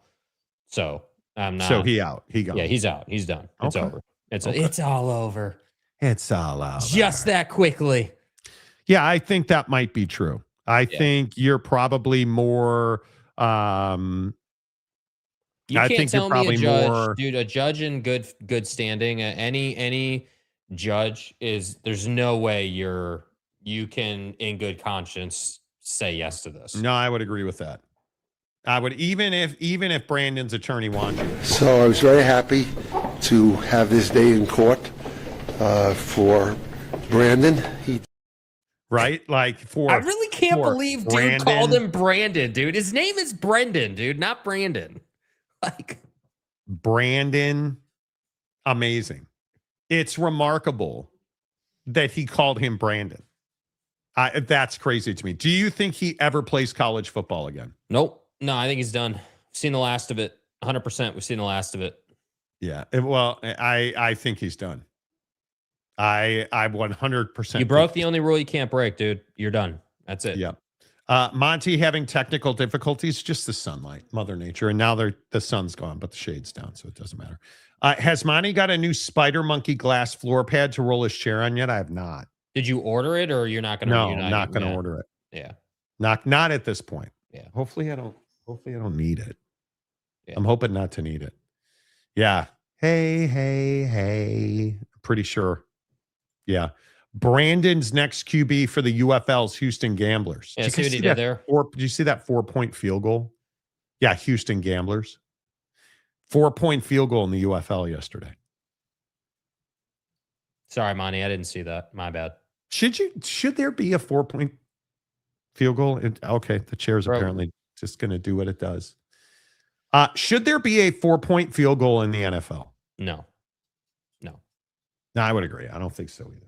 It's the NFL. You've already changed it enough. This is my gripe with Major League Baseball, man. You're changing the game too much. Like, it's good for a reason. Yeah. Sorry, bad news, Brandon. You're getting ruled against today. Yeah, sorry, dude. Yeah. I just can't believe he called him Brandon. QB Brandon is about to get slapped down like people who said a 6'2" guard can't win an NBA championship as a lead player. There you go. Yeah, Mr. Money. I think we need SC watching down in back to the Pac-12. That's never happening. Arizona State, Colorado, Utah, in the Mountain West. Yeah, well, like where do you even come up with that? No. How about a 3.5-point field goal? All right, half points. I like that. I mean, let's get into rugby times, right? Safety should be 4 points. Should it? Okay. Bro, are you okay over there with this chair right now? Chair's not going to make it. Chair is tired. Chairs. And the problem is office chairs are so stupidly expensive. They really are. Yeah. They're so stupidly expensive. I mean, what is that, like a $300 chair? Isn't it? Something like that. Yeah. Yeah. And the best office chair I've ever bought, how much was it? The best office chair I've ever purchased was on Amazon for like $100. And it was the best office chair that I've ever had. Mm-hmm. And it's stupid. It's really stupid. It is stupid enough that if I just pull up office chair, yeah, $95, the office chair that I loved in Salt Lake City. Like, it just, instead there's this race car one. Whatever. It's fine. 5 points for a 70-yard field goal. 4-point field goal. Kicking team gets a center holder and kicker. Defense gets full squad. It would be entertaining. Who says no? Right. Who says no? Right? Jake leaned over like he was farting. Nice. I mean, Okay. Oh, look, the guy who supports. Hey, what's up, petter ass? How are you doing? Yeah, crimes against children. Nice job. All right, see ya. Monty lost too much weight. The chair isn't buying it. Yeah, seriously. I did put on I do have on my size 36 Travis Matthew pants today. Yeah. So, it'll be interesting for me anyway. Yeah, but I think Sorsby's done today. Yeah, Sorsby done, dude. I just can't. I just don't know how you can't tell me this judge wants to be the guy that allows that to get back on the football field. There's just no way. No, I don't think so. All right, Knicks, Spurs, game 3, 8:30 ESPN tonight. I'm really hesitant to get into this.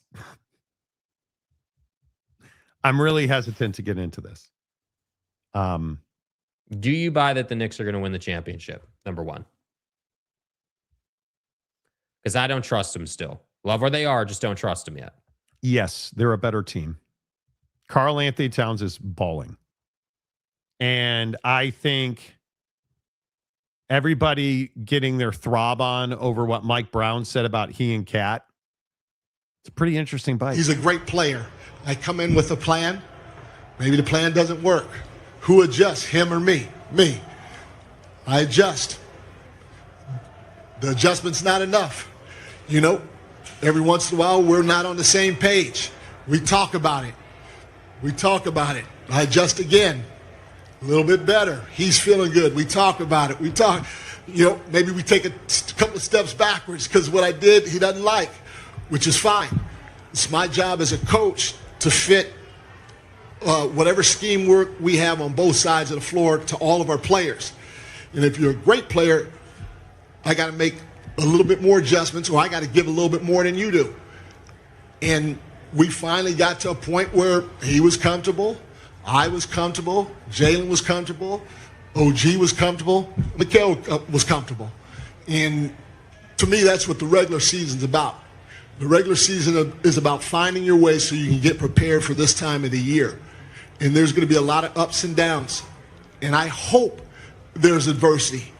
I hope like hell there's adversity, because we have to see if we're strong enough when it comes to being connected to see if we can get through it during the regular season. So when we get here, anything we run into, we've already conquered during the regular season. We'll know how to handle it.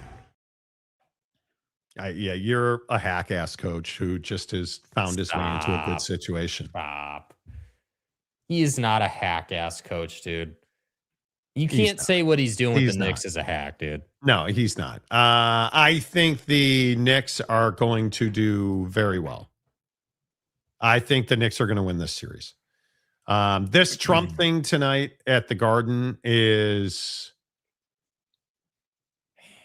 this really annoys me. This is, if you guys didn't see it, so Donald Trump is going to the Knicks game tonight. He wanted to sit courtside. They said no. So he is going to sit up in James Dolan's box.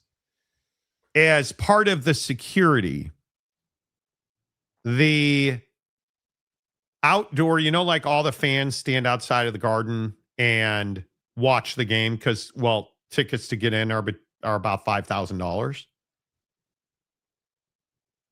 They said no more of that. The president's here. You cannot have fans outside watching the game. So they're not allowing that. People are pissed about that. Then coming in, you cannot bring a bag into the game because the president's going to be there. No bag policy, strictly enforced. And it's like you're now also probably going to be an hour late starting the game because it's very difficult to get fans into Madison Square Garden because the president's going to be there. And I'm just like, is it worth having the president at the Knicks game? Do we really need him at the Knicks game? I mean, we don't need him at the Knicks game. I think that so look, here's my issue with it. The Knicks game is now no longer about the game. The Knicks game is about the president. And you can't miss this tonight. You need to have it on during the pregame. You want to have it on during introductions because you know that there's going to be booing and it's going to be a thing, dude. It's going to be raucous. And what's difficult is that it's the first home game for the Knicks in the NBA Finals, man. Like, I understand that the president likes to play the I'm a New Yorker card and I did all this great stuff and X, Y, and Z, and that's all fine and dandy. But what, my first initial reaction was, yeah, we don't have anything that's sacred anymore. This is what I've been saying for months now. We don't have things that are sacred anymore. If I said to you, hey, it's the Knicks in the NBA Finals. Awesome, man. Really excited for this. Madison Square Garden, Mike Breen. It's everything we want, dude. Oh, except it's not, because we don't get the fan zone outside of the building. We get to hear about the president. We get to hear, I'm sure, some comment that he's going to make before the game on the speakers in the stadium, and then he gets booed. it just ruins the whole thing. And again, I want to make it very clear because I'm sure some random after we're done with the show today will come into the the comments section and be like, oh, well, you just hate the president. No, actually, dude, you know what? Like, I'm not interested in politics bleeding into sports as much as it does. And in a time when the NBA's really been struggling, in my opinion, to find some identity, we finally have a feel-good story with the Knicks. We finally have it working out. The Mike Brown story, the Cat story, the Knicks story overall, the Brunsons, like there's so many good things happening with this team. And to me, all of that is watered down pregame by Buddy up in James Dolan's box. And it's disappointing, dude. Honestly, it's really disappointing. And I really wish I don't understand. Why do you hate Donald Trump? I don't understand the no fan zone thing. Stick to sports. Don't understand why can't we have people outside watching it on a big screen? What do you think is going to happen? You think that somehow they're going to get in the building? Like, it's just weird to me, dude. It's really weird. It's odd. It is weird. It is. I think he is the real question is how will fans in the building react to him? Like, New York is not a Republican state. Mm-hmm. I think it is going to be that place is loud and raucous already. And if we get started late, that could be ugly. Mm-hmm. That could be ugly. Hey, fellas, might want to win tonight, by the way. Yes, exactly. Booing. Yeah, and if the Knicks lose, oof. I don't think he understands how much louder or booing is indoors. Selfish, we're in a war economy. Go back. Well, I mean, I don't necessarily. Again, I'm not trying to get into the politics of it.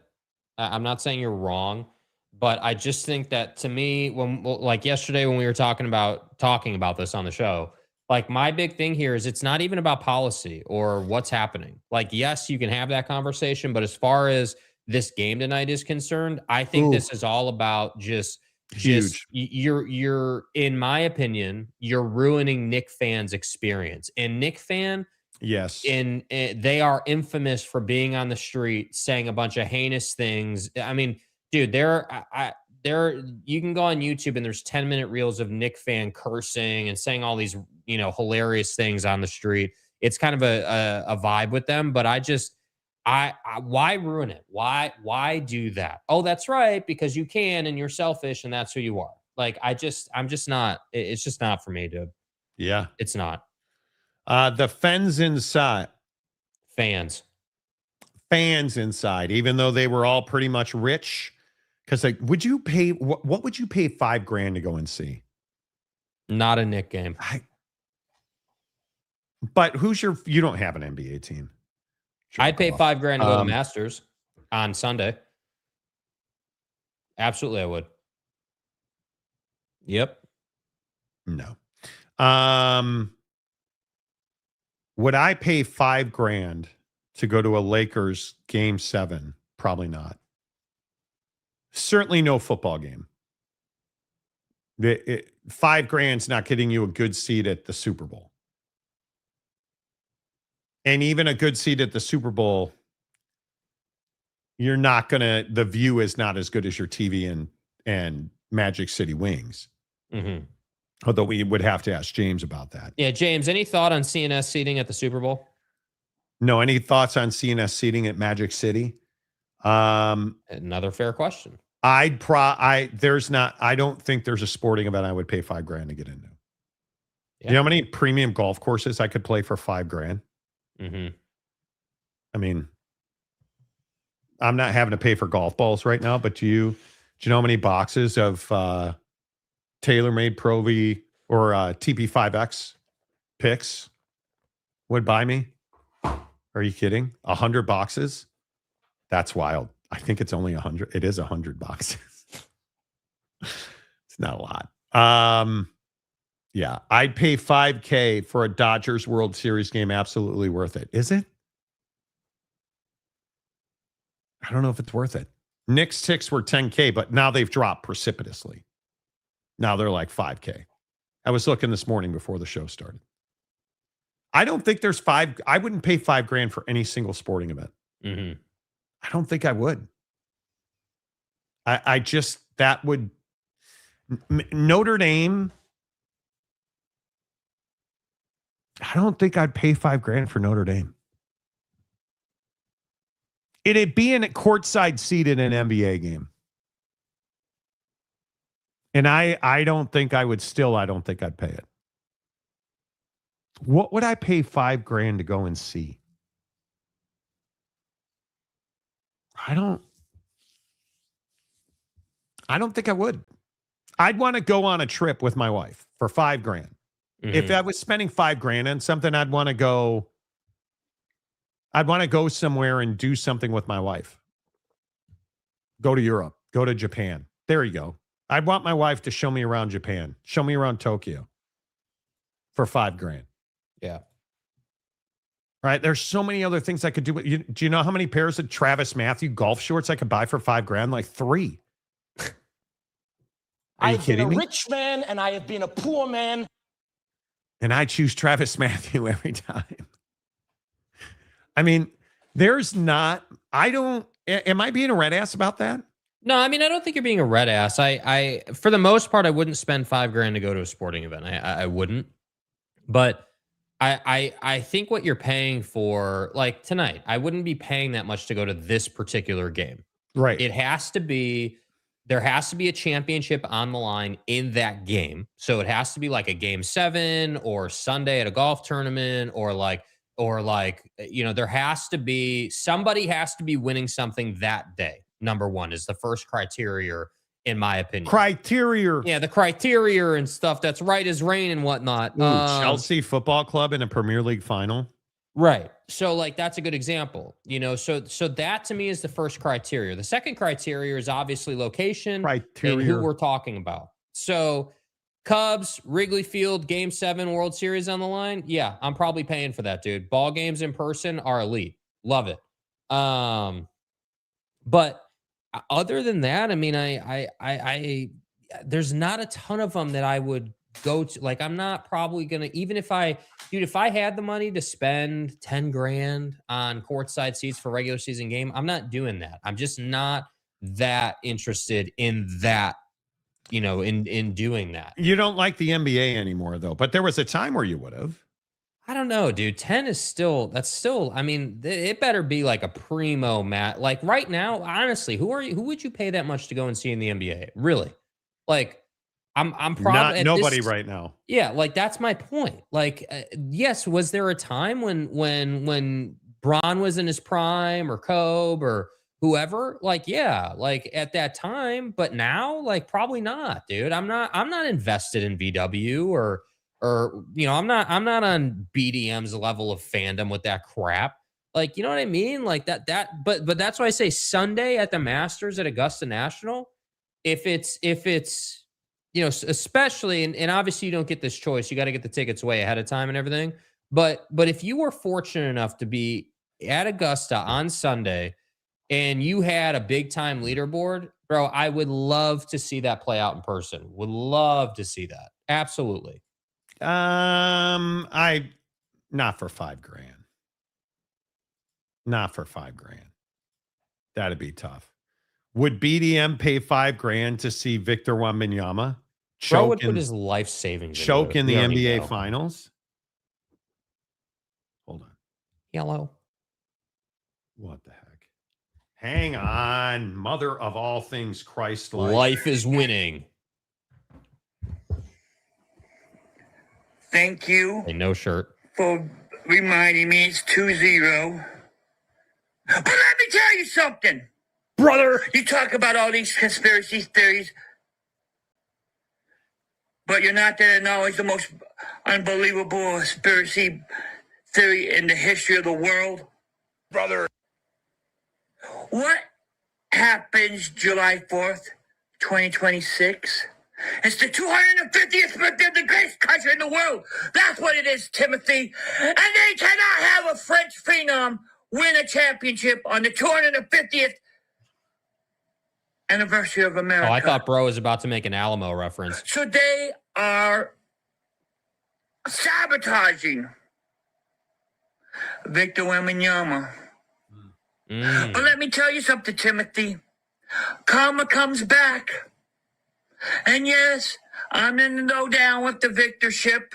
I'm going to be the sexy captain, Mr. Sexy Bar. I'm going down with the Victor ship. You're going down on Victor? Yeah, dude. And like Nathan Hell said, my only regret is I only have one. I have to give to my nation. My only regret is I only have one. I only have sexy blood to drop in the name of Victor. But guess what? Life goes on. Don't feel bad for me. I have a 28-year-old girlfriend that loves being drowned and pounded by Big Daddy Magic. Whoa, whoa. This is a family program here, Monty. Whoa. Whoa. Wow. And then there's this one, Deep in the Night. Hey, player. They got to put the voice box Let me back give on. you Dude. It's way too insight. funny. The New York Knicks won that game when Fox and Brunson had their thing. Fox was talking shit to him, Brunson just using the gangster stare. I knew. And you are loosey-goosey when it comes to your conspiracy theory. You didn't have all the silly conspiracy theories in the world. I give you a special one about how America's birthday is July 4th. We put boots to asses to the British, those tea drinking sons of bitches.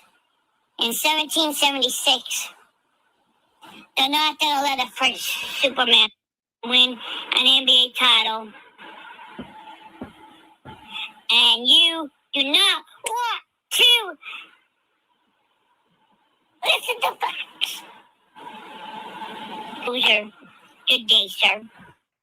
Okay. I mean, Infowars.com. oh, and now I just got another one. This was last night. Hey, player, I've come back to my senses. Yeah, Victor Wembanyama is going into New York as a villain, down 2-0. Trying to pull the impossible. But when there's a Victor, there's a fucking way.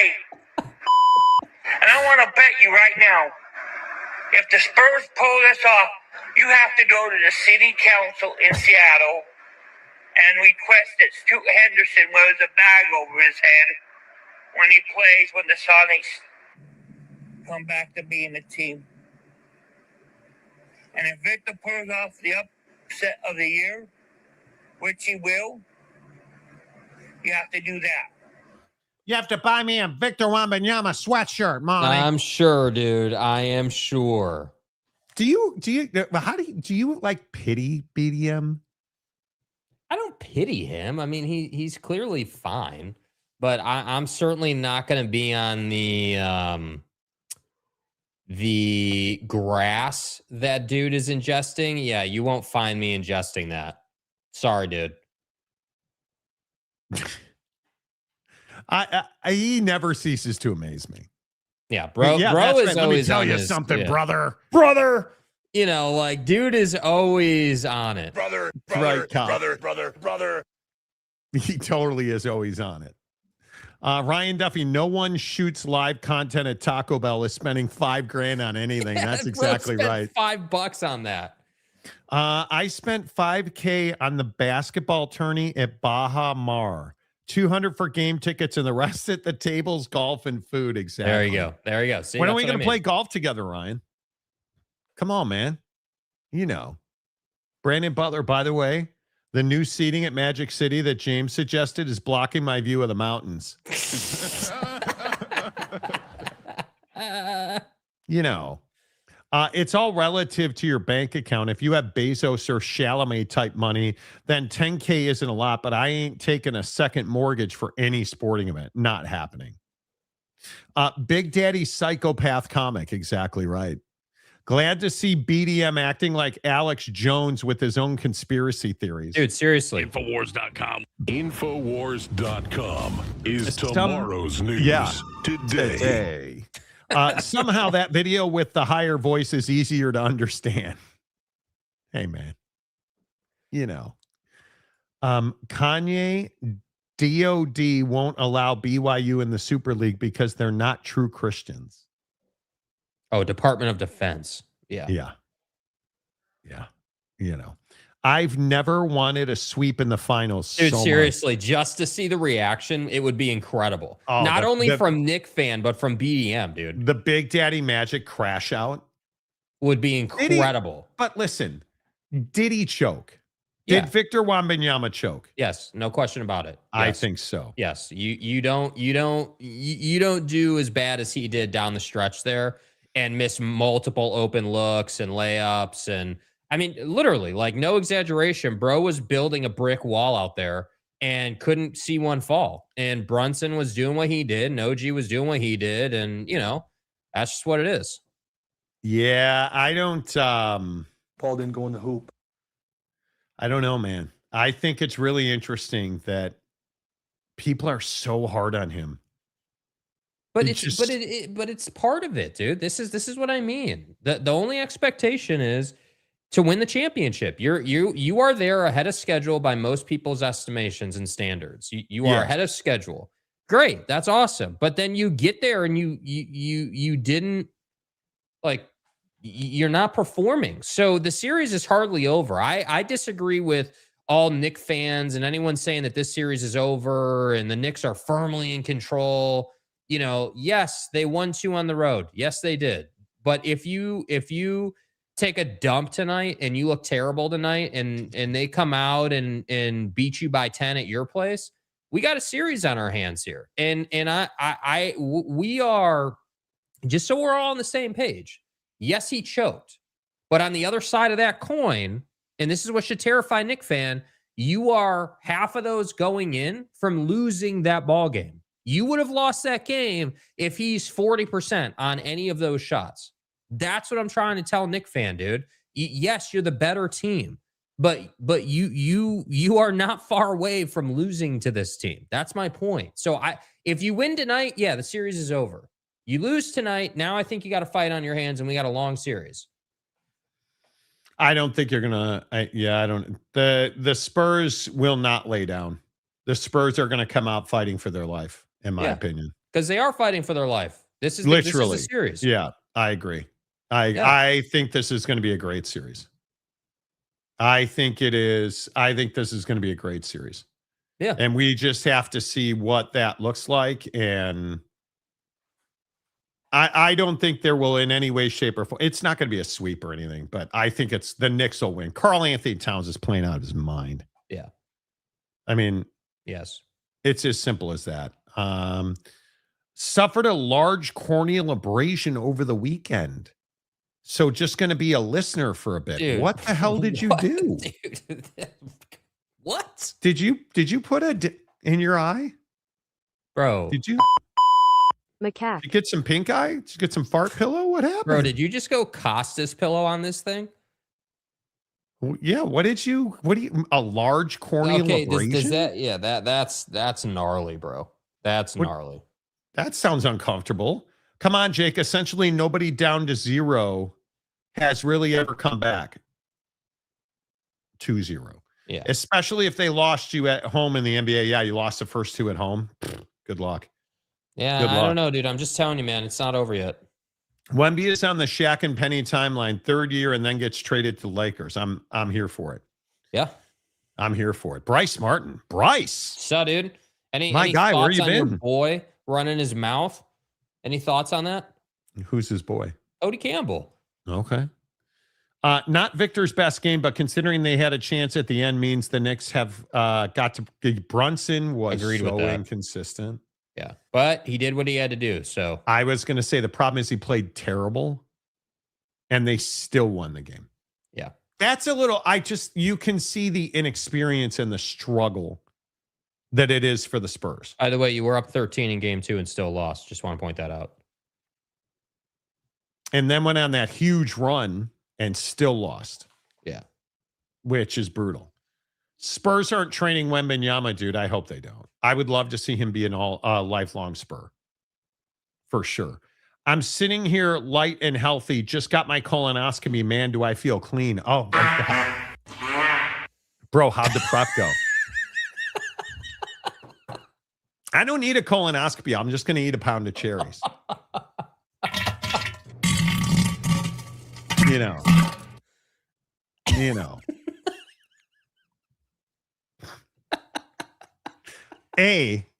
Great job getting a colonoscopy. Seriously, you guys, get your butt cord out. You need it. You need it. It is such an important part of an adult's life. Yeah. And so I read a bunch of like surveys and studies. I get them emailed to me in newsletters. There was a survey now that says there is more than, I think the terminology, more than anecdotal evidence that because of today's diet and our societal tendency to eat out, to eat fast food, that you should start getting your colonoscopies in your middle 30s. And dudes and 35-year-old dudes are not going to the butt scope. I'm telling you right now. And it's brutal because colonoscopy, your colon cancer. What? Wow. What? Wow. A judge in district court in Lubbock County, Texas has granted the injunction request by Brandon Sorsby. Dude. What a joke, dude. He's set to be eligible for the 2026 season. Wow. What an absolute joke, dude. The court finds that the applicant has demonstrated that he will suffer a probable, imminent, and irreparable injury if the court does not issue the temporary injunction. What a because joke, he will dude. be unable to participate as a member of Texas Tech University's 2026 football team. Wow. This is this is unbelievable. Do we believe that, is this corruption? Yes. How do you make this ruling? I am shocked by this. I am absolutely stunned by this. I am absolutely stunned by this. That's shocking. That is absolutely shocking. That Brendan Sorsby has won an injunction. That is stunning. This is a Texas horrible Tech allow day. him to play? Yes, they'll allow him to play. Yes, they will. No question about it. Yeah. This is I can't be nice about this, dude. This is one of the worst days in college football ever, literally. You have a guy here who bet on his own team and now wants to play the victim card and is now being put back on the field. This is the worst of the worst. It's terrible. You can't, like, wow. I don't even care about his future. I'm talking about the precedent that you just set. This is corruption at the highest level, in my opinion. This is someone being paid, in my opinion, and it's not lost on anyone that Brendan, don't call me Brandon, has not paid Cincinnati, but has the money to pay these lawyers, and these lawyers did whatever they did to get this ruling. This is anybody involved in this should be embarrassed, and I just can't. Can you really let him play? Can you really let him play? This is incredible. This is shocking. This is shocking. You cannot allow him to play. You just can't do it. There has to be, at some point, there has to be principle and ethics in this. And if you allow him to play, I mean, it's the enormity of the Cincinnati lawsuit. Now he admitted to gambling and we're just supposed to believe that he's over that and he's never going to gamble again? No, you just said, and I agree, that's definitely part of this. But I think the big thing here is you just said it's okay. Go ahead, gamble on your own team that you play for. Yeah. And break that rule. Apparently, was a rule. And then you can go to court and sue your way back onto the football field. This is awful, dude. This is you setting a precedent for college sports, pro sports. Anybody who's in trouble with this type of thing is going to lean on this ruling and going to play this card. And I don't I'm not trying to be too dramatic here, man, but how am I supposed to watch sports and not wonder? How am I supposed to look at things like this and be like, yeah. I mean, that's a pretty odd thing to have happen. Are we sure that this isn't gambling or some type of leverage play or whatever? Like, when you ask me stuff like, why are you not as much of a football fan anymore? Why are you not as into sports? Yeah. This plays a big role into why I'm not as much into sports. Absolutely. This is part of it for sure. This is hugely disappointing. Brendan Sorsby wins an injunction from a judge in Texas, is likely eligible to play. And now you go back and this is shocking. The argument is, and this is the actual ruling. The court finds the applicant has demonstrated that he will suffer a probable, imminent, and irreparable injury in this if the court does not issue the temporary injunction, because he will be unable to participate as a member of Texas Tech University's 2026 football team. So what you just said there, what this ruling just said is, hey, we're allowing the injunction to take place, because if we don't allow the injunction to take place, the damages he would suffer by not being able to play one season in college football would be too great. And benefit from, also, he would lose the opportunity to, quote, benefit from the elite coaching, training, camaraderie, and regime that only being a member of a Division I football team can provide. Build the skills necessary to maximize his own success during the college football season, as well as that of Texas Tech's football team and each of its players, and make an informed decision regarding whether to enter the 2026 NFL supplemental draft. So wait, let me get this right. You're saying that his decisions and choices in life have no consequences. Facts. You are saying that Brendan Sorsby, who willingly bet on college sports and his own football team, now pays no penalty for that offense that is in black and white in the NCAA rulebook. That's what you are telling me. Yeah, and by extension, you're saying the rulebook just doesn't matter because it's also in the ruling that they can do nothing to prevent him from playing. It's incredible to me. It's upsetting. Genuinely, it's upsetting. And I just want to say this, for the record, FTR, I just want to get out in front of any of the perceived Texas Tech haters that will inevitably watch this. For me personally, this has nothing to do with Texas Tech. If he was at Cincinnati still or any other school, this has nothing to do with Tech. For me, this is all about, hey, bro gambled on his own team at Indiana and Cincinnati and was on the roster. And you're just going to look right past this, dude. And we're going to sit here and we're going to wonder why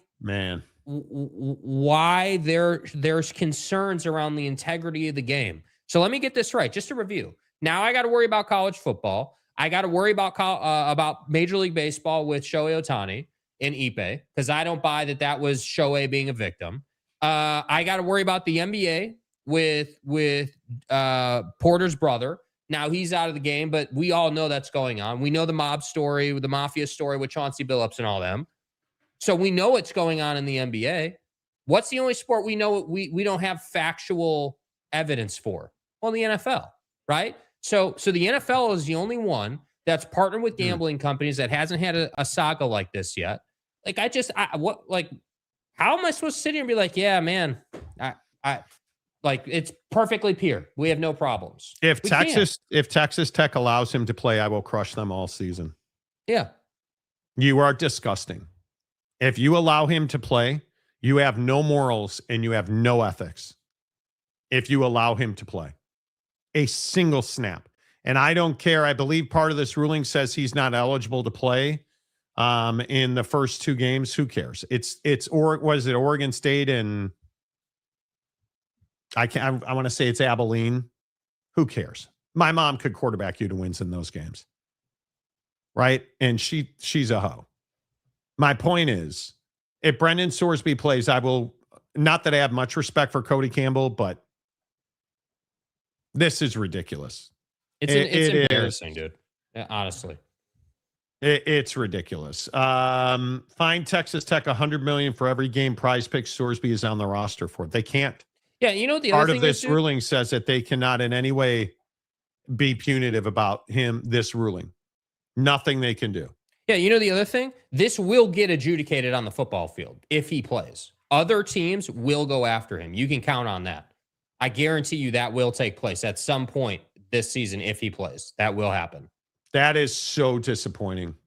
Complete into corruption. Next thing you know, some drunk driver are going to say that taking away their license because I'm an addict will cause irreparable harm. Exactly right. Right? Like, what is this, dude? It's crazy to me. Crazy. Brandon won here, not Brendan. Go Brandon. Societally, we've decided to completely normalize gambling with prediction markets and advertising sponsorships during sporting events. It will only get worse and more pervasive. But again, here's the problem. Do you want freedom or do you not? Grow up. Make choices. Deal with the consequences of your bad choices. Right? And it doesn't matter if you decide to eat a pound of cherries or bet $50,000 on my mom to be the starting quarterback at Texas Tech. Both were terrible decisions. Right? Freedom in this country, whether it's smoking cigarettes, marijuana, gambling, whatever it is you want to do, you have the freedom. But you better understand your choices have consequences. And Brendan Sorsby today said, fuck off. My choices don't have consequences because the judge is going to tell you they don't. And it's completely wrong. We continue to do this thing where we sue because we made rules, but we don't like it when those rules are applied to us because we're a bunch of hypocrites.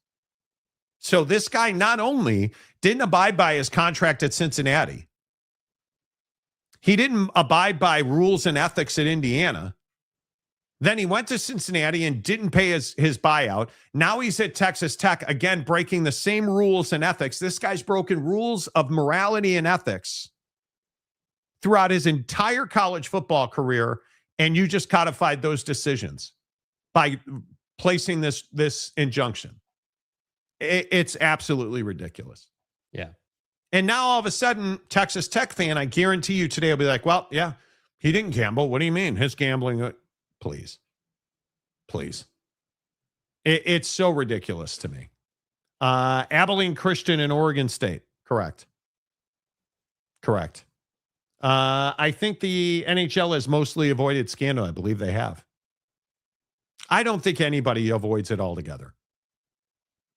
I really don't think anybody avoids it altogether. Even if Tech goes undefeated, there's no way they make the playoff. Well,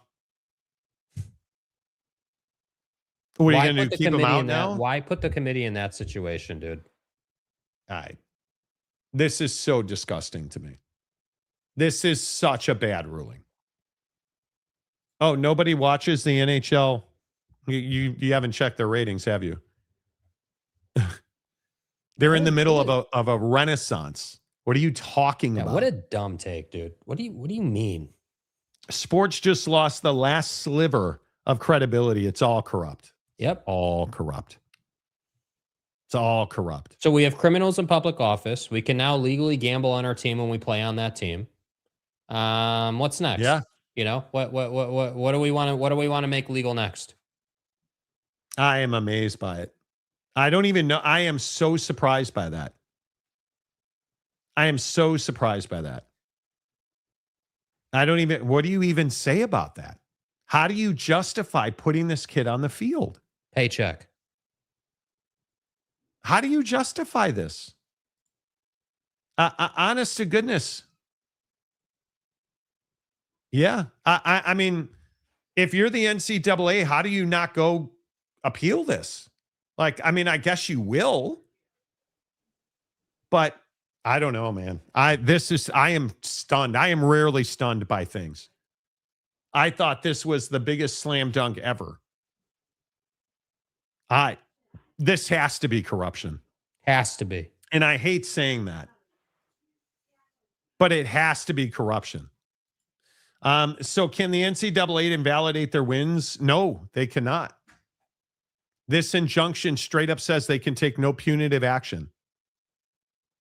You cannot in any way, shape, or form prevent him from playing or take punitive action because he played. It's wild to me. It's absolutely wild. There is no accountability for those with money, none whatsoever. Are you kidding me? No one watches the NHL. The Stanley Cup final has been epic. And their ratings, let's ask ChatGPT. Are the NHL TV ratings good? Let's see what it says.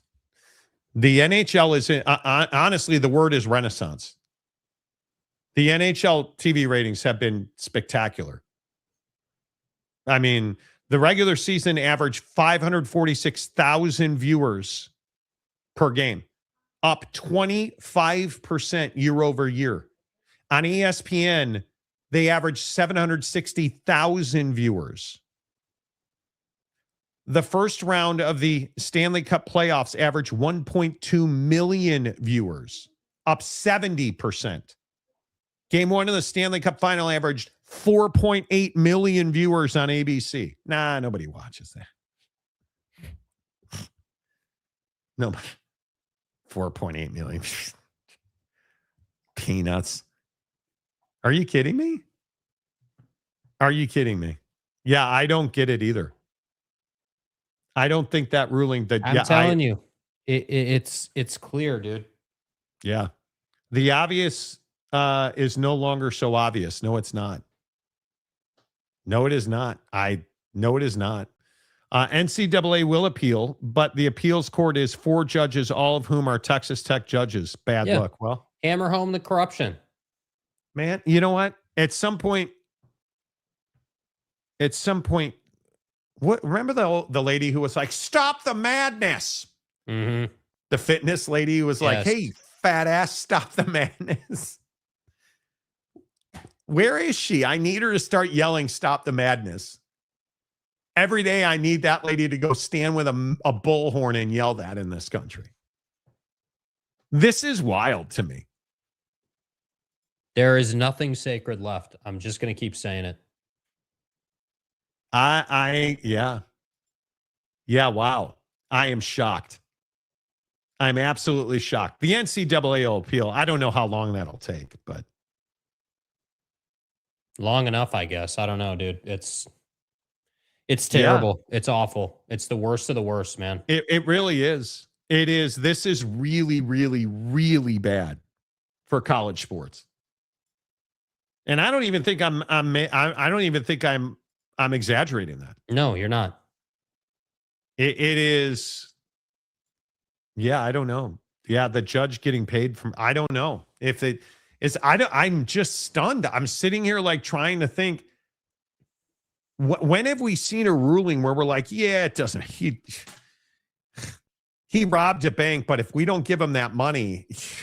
The damages and the impacts, I mean, are just so tough. Because that's what this feels like, right? Well, yeah, I know he robbed that bank. But if he didn't have that money, he wouldn't be able to gamble on Indiana football. So that's what this feels like. That's what this feels like.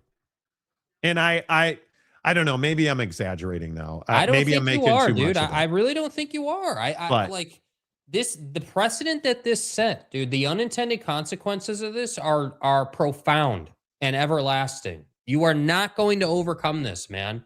You are not, like, we just crossed the line that you can't go back from. Isn't man. everybody going to sue for the right to gamble Yes, now? Pete Rose is in the Hall of Fame. Yes. Right?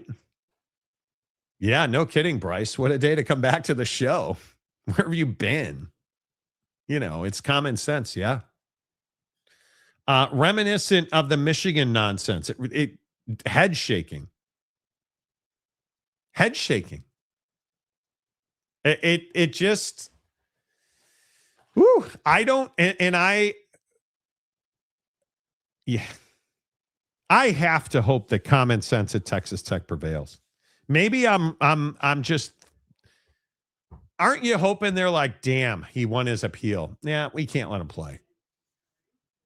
Well, that's the obvious problem here, dude. You guys see what's happening here, right? This will be the thing. Day. Dude, this will be the thing that drives a wedge between your market and Texas Tech. You think there's a wedge now? The Big 12 has to comment on this. The Big 12 has said they won't certify him to play, yet he will play. So let me get this right. You're going to go to court with the NCAA. You're going to go to court with the Big 12. Like, you guys are just, and then I'm supposed to believe that Brennan Sorsby's the one funding this? Get the hell out of here, dude. Like if you're a Texas Tech fan today, with all due respect to you guys, like, just admit what's going on here. Your boy is funding all of this, and he's not a booster, dude. He's a politician in hiding. And it's really, it's not a cool little joke anymore, dude. It's not. Absolutely, it's not. Why wouldn't everybody go out and bet? Yeah. Why not go out? Why is this not the new NIL? Go out and bet. Go out and gamble. Get yourself a bookie. Go out and make all this money on yourself. Hey, I play court. What? Hey, I'm Arch Manning. Let's go and let's go out and let's find a line on my over under and let's make some money. Like, that's what you did here. Just stunning. Of course, the NCAA releases a statement. The NCAA strongly disagrees. Oh, they strongly disagree. I thought you sort of disagreed. The NCAA strongly disagrees with the court's ruling in the Sorsby case and is deeply concerned about the damaging, far-reaching, and broadly destabilizing ramifications of this outcome, which undermines and corrupts the integrity of sports. The NCAA is committed to supporting student athletes' mental health, but must continue to aggressively defend against the actions that defraud college athletics and threaten competitive integrity, such as betting on one's own sport. He got away with it. Plain and simple. It is going to, this is such a terrible day for college athletics. Oh my God. What do you say to, like, Terry Rozier? What do you say? Isn't this precedent? You just set precedent, Yes, did you not? Yes, you did. Yes, you did. You just set precedent. Yeah, Prime. Yeah, it did. Yeah.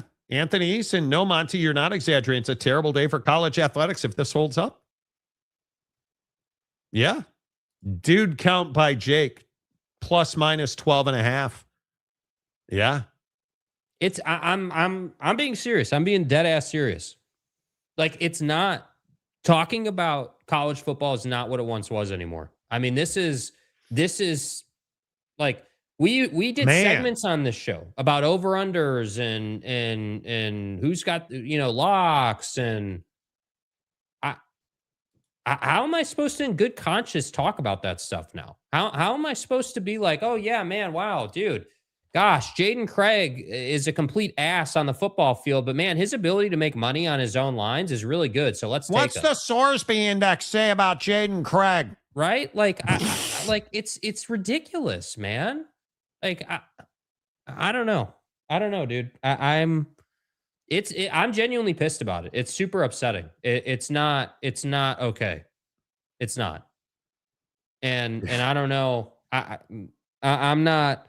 Brennan Sorsby touchdown presented by Polymarket Sports. Like, right? No, dude. all those people that accused ESPN of corruption with the CFP, you can take your ass back to the Brendan Sorsby case and start making allegations there, because it's pretty much right in front of our face. I hate this so much. I hate this so much. The Sorsby Index, that's right. FTR, the NCAA strongly disagrees. Yeah, what a joke. But this is the essence of it. The NCAA doesn't What are they have gonna legs do? or teeth, dude. What are they going to do? Yeah, Texas Tech is up big. Yeah, you're expecting integrity at Texas Tech. Wow, Marty, you just stuffed with cotton candy rainbows and naivete. I'm telling you, we have to have a conversation about the impact this has on the Big 12. I'm not talking about the football field, dude. I'm talking about Brett Yormark in the commissioner's office and their relationship with Texas Tech. Because Cody Campbell's more than happy to say that they work for him and he's the boss and the board's the boss, and then earlier says that it's the commissioners of college football's fault that we're here. No, Cody, this is squarely on you, dude. You signed this guy. You went and got this guy. Don't pass the buck to Joey.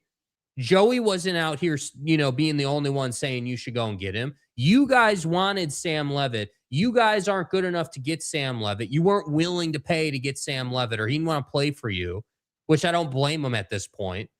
And then you went and got this guy, and you brought him into the Big 12, and you brought him to Texas Tech, and you brought him to Lubbock.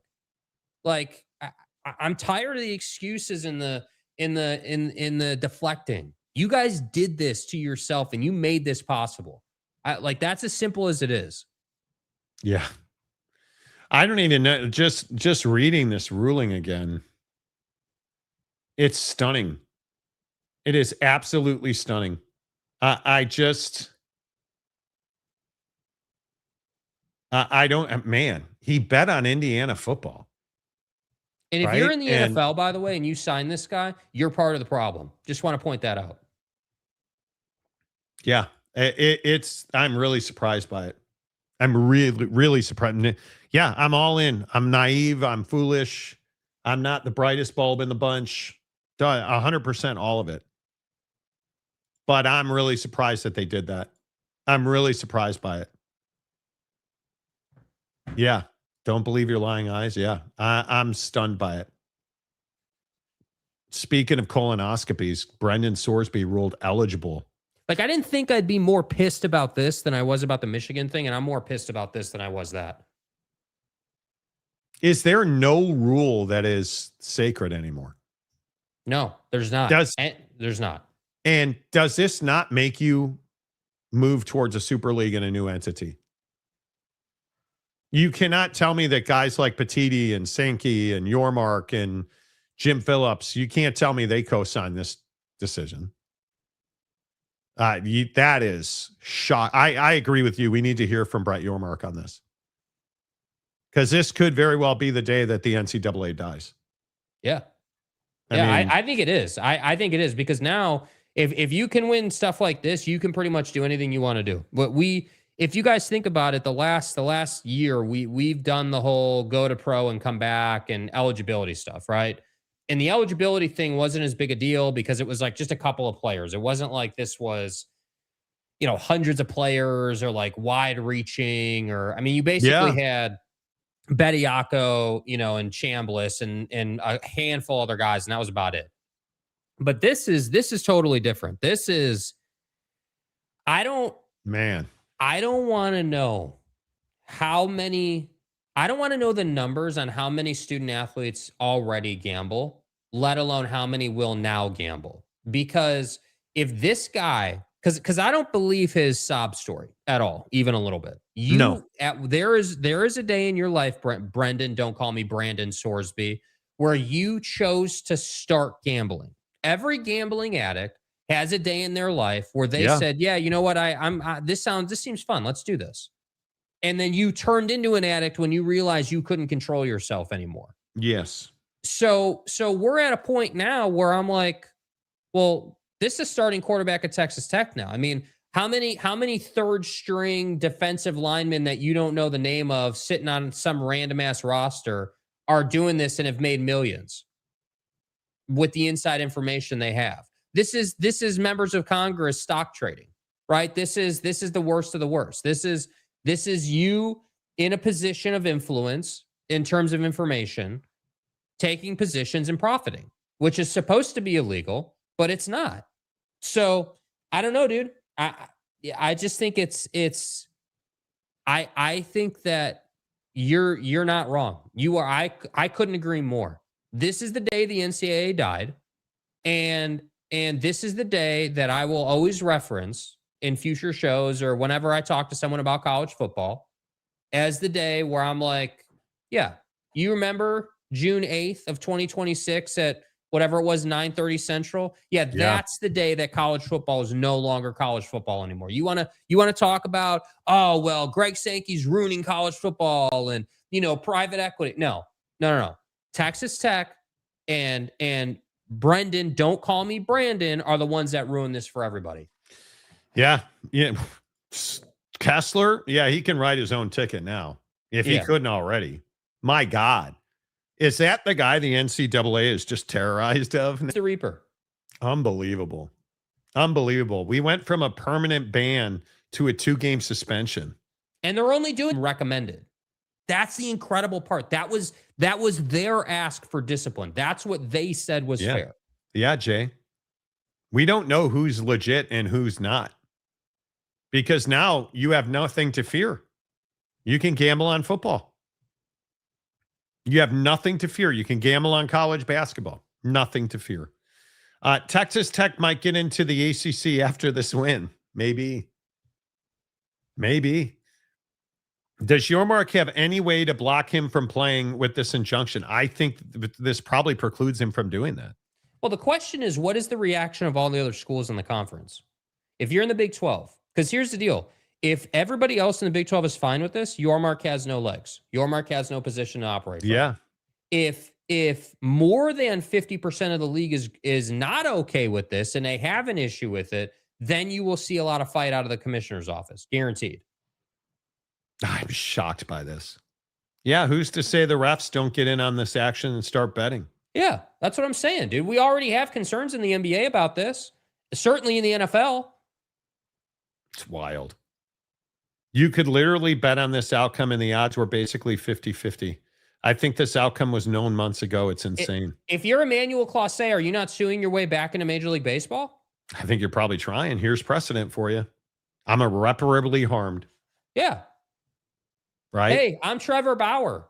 I've been irreparably harmed by something that I was not guilty of, yet here you have this, and guys are getting away with this. How am I not in the league? Like, there is so many ways to make an argument off of this precedent, dude. It's ridiculous. Yeah. Go ahead, bet on your team. We'll protect you. Right? That's what this is. That's what this is. Hey, Joey, you might want to get an offensive line worth a damn. You might want to get a running back room that can block, because I'm telling you, people will take shots at this kid on the football field. It's going to happen. And he still has not paid Cincinnati. Nope, and he won't. Why would he? What are they going to do? What are they going to do? Nothing. They'll do nothing. Yeah, they'll do nothing, and they'll ride off into the sunset broke. That's what they'll do. Yeah, I'm stunned by it. I'm absolutely stunned by it. I don't even. Yeah, I don't. Does this permeate other sports? Sports in general is going to suffer because Texas Tech didn't do their due diligence in getting a gambler as their QB. Yeah, I'm. It's wild to me. I'm really surprised by it. Breaking news: Brendan Sorsby in a huge story. I think it is the story of the summer. Brendan Sorsby wins an injunction from a judge in Texas, eligible to play in 2026. Suspended the first 2 games. It's just shocking to me. They can't prevent him from practicing. They can't prevent him from playing, and they can take no punitive action. Hey, you guys want to go to Great American? We can play some positions together. Maybe we can call Brendan up, you know? It's incredible. I hope somehow common sense prevails.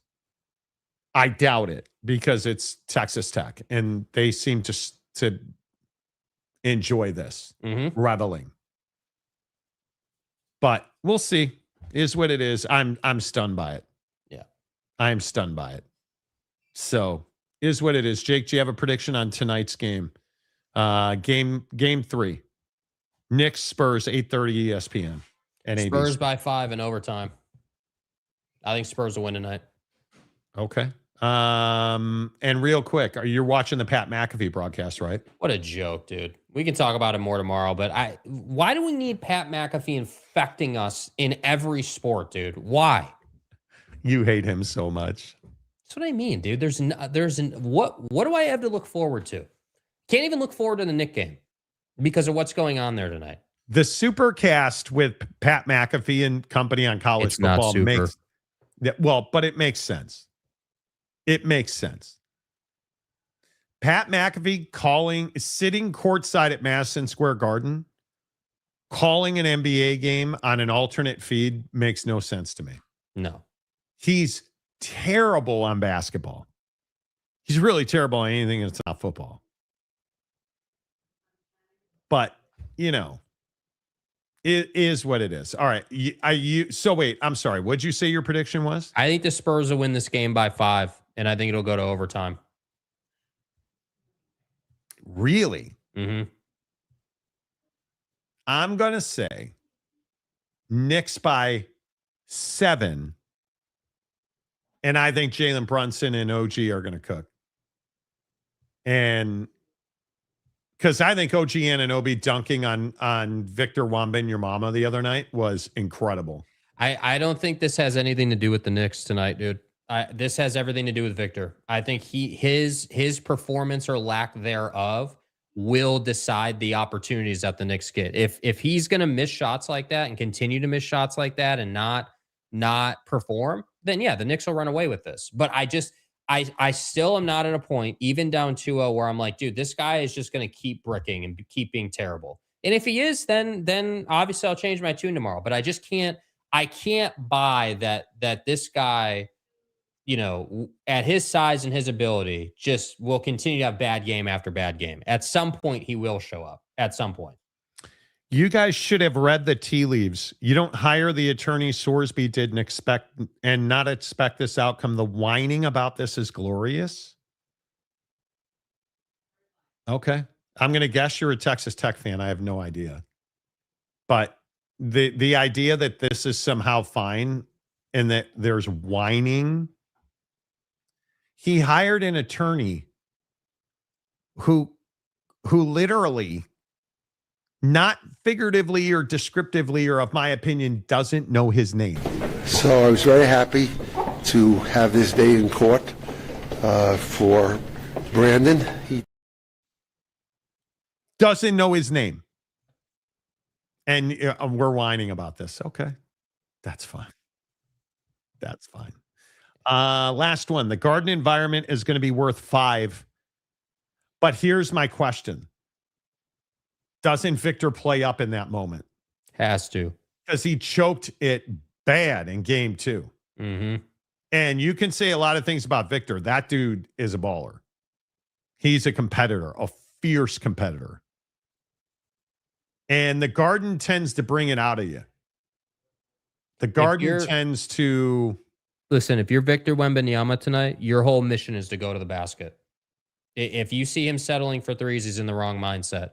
He will be, I'm telling you, he will be looking to attack. He will be looking to get to the line. He will be looking to control the pace of the game. And that's the adjustment, in my opinion, that he can make that will really give the Knicks trouble. Because the one thing we haven't really seen in this series is the Knicks in a lot of foul trouble. That just hasn't quite played out yet. But I'm telling you, he can. And again, I'm not a Victor fan, but I think that in a game 3, when you're down 2-0 after losing 2 at home, this is must win for the Spurs. You don't win tonight, it's over. Your season's coming to an end. So you're not coming back from 3-0. You can come back from 2-0. Coming back from 3-0 is a whole different thing. I think the Knicks are going to win by 7. And I have a hard time believing they're going to get swept. But it's going to be tough it's going to be tough to win that game tonight. The Trump factor in this may be very different. So I'm going to go live on my channel after these guys sign off. I'm so pissed. You should. You should. There is nothing okay with this, and nobody's whining. They rightfully complaining about something that's total bullshit. Absolutely right. Yeah. They absolutely right. All right, you go live. Do it now. The Monty Show presented by The Advocates at theadvocates.com, the best injury attorneys in the business. 24/7, 365. Hit the like button on your way out the door, please. Appreciate that. I'm sure we'll have far more reaction on Brendan Sorsby tomorrow. Go watch Rock and Rant on his channel. Until tomorrow, say goodbye, Jake. Goodbye, Jake.